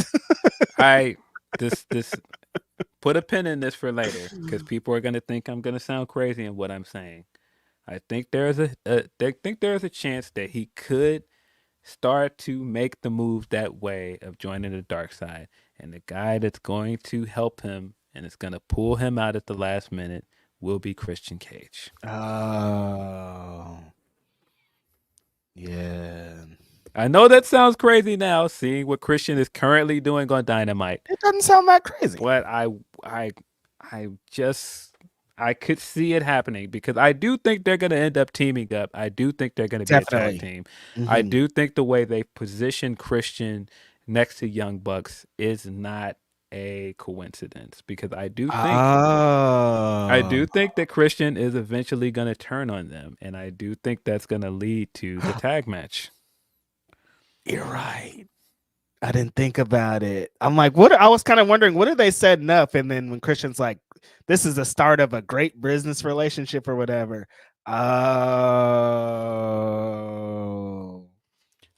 we're gonna get that match. That's exciting, dude. That's real. Like when both of those guys signed, it was like that's kind of an option. Well, I mean, I never thought that Copeland would be an option. I thought he was a lifer. But when he signed over, it's like, oh, that match is an option now. And to know that like they're essentially starting to build towards it is dope. Like we could get that match in All In. Yeah, but I like what they're doing with Copeland and House of Black. The spooky stuff, the mist stuff doesn't always hit for me. But I think what makes it hit here with Edge is that Edge has a past. He has a dark past. And I think Malachi bringing up all these things like, who are you? Now you're a family guy and all these other stuff. That's not who you are. Like, you belong over here with us. And like him questioning himself even at the beginning of Dynamite and saying like, I've got all these things in my head, but you know, I gotta power through those things. I really like what they're doing. And I think Malachi versus Copeland is going to be the match at Double or Nothing. And we've been kind of waiting for a big one-on-one Malachi match. So hopefully it hits. Malachi might go over. I think Cope's going to win. He should. He totally should. But you know, I don't know. Malachi could. He'd be a pretty good TNT champion, but I'm loving this Cope open stuff. Like that Brody match was awesome. Like that spear through the table, the blood, like it was. Yeah. We're getting a Cope open match tonight. Kyle O'Reilly will be taking on Big Copeland, and you can see Copeland getting a little annoyed of going, is that why you helped me? Because you want the match? Because of course he's projecting because that's what he would have done. As a Rated R superstar. He would have absolutely done something opportunistic like that. That's why he was immediately like, yeah, you got it. Because that's what he would have did. Yeah. Yeah, we got Ospreay versus Lee Moriarty tonight. That should be hot. My boy Lee about to get him one. Anytime my Osprey match is announced, it's like, and it's gonna be on Collision too, which means they're gonna let him go sicko mode and cook. Oh my god, that's gonna be really good. That's actually our we have a super chat here. Hey, what's up over there? Says can't wait to see Lee versus Will. Think it will think it will elevate Lee, like Yuta versus Mox and Brian versus Garcia, and Copeland is going to try to break Kyle's neck. I was rolling my eyes because I couldn't talk. But yeah, Collision's going to have some really good stuff tonight. I think Lee versus Will is going to be insane. Yeah, very much looking forward to that. A lot of wrestling tonight. Yeah, I think we got some other stuff linking to Double or Nothing. I think the segments that they're doing with Tony and Serena Deeb are hitting. Very excited for that match. I think Willow and Mercedes continue to be one of the better storylines on the show. I do see that there's impatience with the Mercedes stuff, but I think they've been doing enough recently with the Willow stuff that now I'm in for it. Like I hope the match delivers. There's a lot of pressure on this match coming in with Mercedes in-ring debut with AEW, but it's Mercedes. I think she's gonna deliver. Yeah, if any two people to go up against that pressure, I would put these two in there. And I kind of like this on Mercedes having people having her fucked up because she's so great in the ring, and I love her just reminding people of like, you have me fucked up, but I'm still this person. Yep. But yeah, Collision and Rampage tonight. Another 3-hour block from AEW. Seems like they're doing that a lot. I'm not sure how that's going to go because we also have this big basketball negotiation thing going on with NBC and Turner. Seems like NBC is winning. So it seems like basketball could be going back to NBC sometime too. Maybe Round Ball Rock is coming back. I don't know. It's wild to think about. Like, there's an entire generation that did not watch basketball on NBC. They only know it on TNT and ESPN. That's insane. Like, our whole childhood was NBA on NBC. Like, that is just synonymous with just hearing those things together is amazing. But thinking of basketball without Chuck and Shaq and Kenny and Ernie, Phil, I can't. I can't. Yeah, doesn't sound good. But yeah, the entire Jordan era was on NBC. So that was like my childhood. But yeah, like it's tough to imagine like Chuck not being on a panel talking about basketball, not having the four of those guys there, and even this stuff this weekend with Shannon and Shaq going back and forth. I'm just like, what happened here?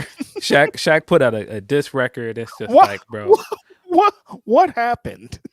I keep telling you, man. I think that I think that Cat opened this portal to a different universe and unleashed this evil on the rest of us. And he needs to be the one that closes it. Yeah, dude, you gotta like fix this because the shift and everything is just off kilter. Why is Shaq dissing Shannon Sharp on a brother? They keep saying they're jealous of each other. I'm like, all right, you guys. Yeah, something about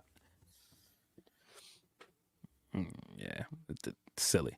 But yeah, other than we've got some basketball tonight, of course, but we've got wrestling tonight. Like I said, my friend here will be heading to LA for New Japan Resurgence. Any minute here.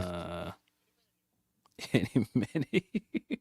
I had the card up and then it evaporated on me. I don't know where it went. So let's do this again. Let's try this again.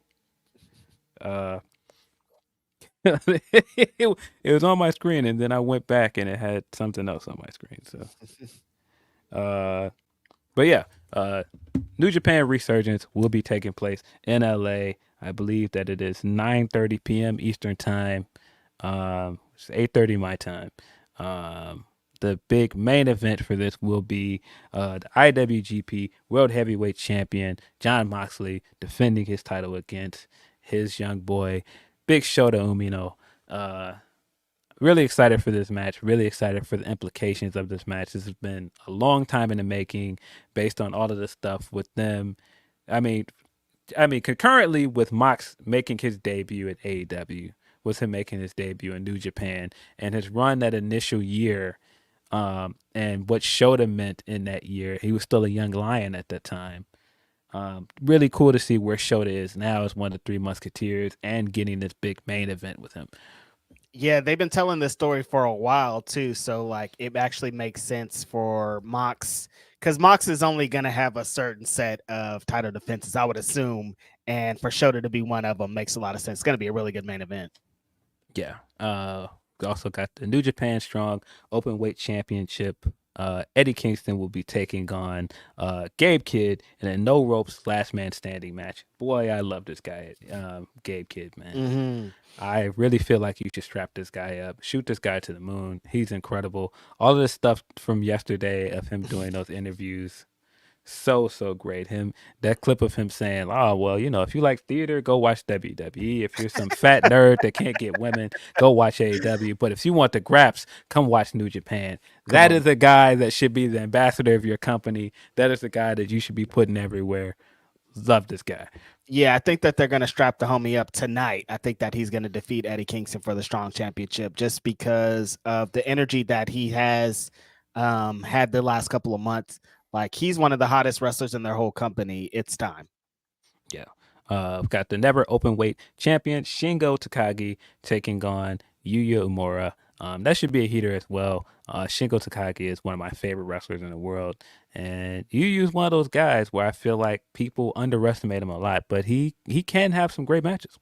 Totally. And if you're in with the guy like Shingo, it's up from there. I'm really excited about that match. I haven't seen too much of Yuya recently, so to see him live against Shingo is really exciting. You didn't watch any of his TNA run? No. Yeah, we've got the New Japan Strong Women's Champion, Stephanie Vaquer, taking on Alex Windsor. That should be a fun one as well. That was set up at Windy City Riot. Alex Windsor came out after Stephanie's title defense on that show and challenged her. Alex Windsor, if you have not seen her wrestle, she's great. She's been wrestling for Strong. She's done some stuff with Pro Wrestling Eve. She's done stuff with Tokyo Joshi Pro. Really great wrestler. Looking forward to this one. Yeah, I'm excited about this match. Stephanie has been making waves as that champion, and I think Alex Windsor has something to prove. This match is I think it's going to be a sleeper match. I think that with Alex Windsor's underrated one, and this is going to be kind of a coming out party for her. Yeah, for sure. We've got the New Japan World Television Champion Jeff Cobb taking on Lance Archer. Really still surprised that they hot potatoed this belt again. Zack Sabre just won this belt back in Windy City Riot. Then he just lost it again to Jeff Cobb. I don't know what to make of that, but hey, shout out to Jeff Cobb. I think he's great, and I think it's cool that he is a singles champion at the moment. I think this match is going to be good. Yeah, I don't understand why they didn't just have Jeff Cobb beat Matt Riddle. Probably would have made a lot more sense, but I don't know. I mean, you had them. They were tagging. Like, I don't know why they didn't just do that. Very weird. I don't know. But also the end of that match was very weird as well. Did they ever get to the bottom? Remember Matt Riddle just rolled out of the ring and started slapping people's hands and he just left? Remember, that was so weird. I don't think we got to the bottom of that. No. I forgot about that. He just rolled out and was just like, all right, you guys. Like, he doesn't sell it at all. Peacing out, guys. Yeah, no. No Japan Strong Tag Team Champions. TMDK will be taking on the new Gorillas of Destiny, El Phantasma, and Hikuleo. Hikuleo put the eye emojis out there when Tungalao debuted at Backlash, which makes me believe that Hikuleo is not long for this company, which makes me believe that they are going to lose tonight, and TMDK will retain. Yep, feels like Hikuleo's on his way to try to be Bloodline 2. Yep. Which is dope for him. Man, I really like Hikuleo, man. One of the best big men wrestlers currently wrestling right now. I think he looks incredible. Watching his journey for years and just seeing how much he's improved is really cool. And if this leads to him getting the jump to a bigger stage over in WWE, that's dope. Yep, one of the most improved wrestlers, especially big man, that there is. Yeah. We got Hiroshi Tanahashi taking on Zack Sabre Jr. Again. Should be fun though. I mean, these guys usually have good matches, so looking forward to that. We've got Tetsuya Naito and Yota Tsuji taking on Kenta and David Finlay. In case you were worried that you might be getting Chase Owens, no sir, you are getting Dave Finlay. Thank you. Thanks, wrestling gods. Yeah, never thought I would be this happy to see David Finlay. But here we are. Happiest I've ever been in my life to see David Finlay on a match. Thank God. But yeah, man, Kenta also retained his belt last night, I believe, at the Defy show against Brian Keith. Yes. But yeah, that should be a good one. Tom Lawler and Fred Rosser will be taking on Jarrell Nelson and Royce Isaacs. West Coast Working Crew, baby. Yes, sir. We've got the DKC, Rocky Romero, Tomohiro Ishii taking on the House of Torture, Jack Perry, Randa Rita, and Evil. I'm sure that would be shenanigans abound.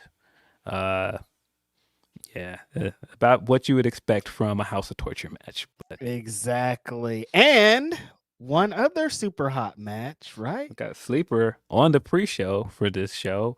Mustafa Ali will be taking on Leo Rush. Oh, that's on the pre-show. That's why I gotta go, you guys. I have to leave. I'm gonna miss that match. Yeah, that is gonna be a heater, man. Sounds like a really exciting card. I believe that match is available on New Japan World. Shit. It used to be, they used to put the strong shows on Fight, but I believe you can watch that show on New Japan World. Again, tonight at 9:30 p.m. Eastern time. Yeah, I believe that is all of our Humper chats. Let me just double check so we can get our guy out of here. We got 2 super chats, actually. Hey, what's over there says, who do you think will be on the Forbidden Door card? My money's on Gabe Kidd versus Eddie for the 3rd time, and maybe Shingo versus Swerve. I like to see Shingo. I think the move this year should be Bullet Club Gold taking on the War Dogs. I think this is the year to do it. I think you spent enough time keeping them apart. Yeah, hey, over there says, and maybe Jay and the Guns versus Finlay, Clark Connors, and Drilla. That's the one. I think we're probably gonna get that match this year. I have to assume we're gonna get Yota Tsuji as well. Maybe we get Kenta this year because we didn't get Kenta last year. I don't know. Every time I think about Kenta, I'm like, every time that he throws his little shot, I'm like, you could have did this. Why did you do this, man? Why you didn't just do the match, bro? Why didn't he just do the match? Why you didn't just do that match, bro? I'm playing with this, man. Like, we got that great Kojima. Like, that's forever. That's funny. But we could have just got the Kenta match, though. Like, yeah, I mean, not for nothing. That's one of my favorite CM Punk AEW matches is the Kojima match. But why didn't you just do that match? Why did you just do the match? Why didn't you just do the match? That is all of our Humper chats. And that's all of our super chats, correct? That's it. You know what it is. This has been fun as always. Appreciate y'all on the stream and talk wrestling and raps and basketball and culture with you guys. You know, let this be a lesson sometimes. Sometimes, when you call a guy to the dance, they're ready to dance, man. It's just sometimes it be like that, bro. Sometimes when you call him dance, he's gonna have his tap dancing shoes on. He's ready, bro. Waiting. So sometimes be careful what you ask for. But this has been Grapsody. I'm Phil Lindsey. That's Righteous Reg. We are out of here. Hip hop.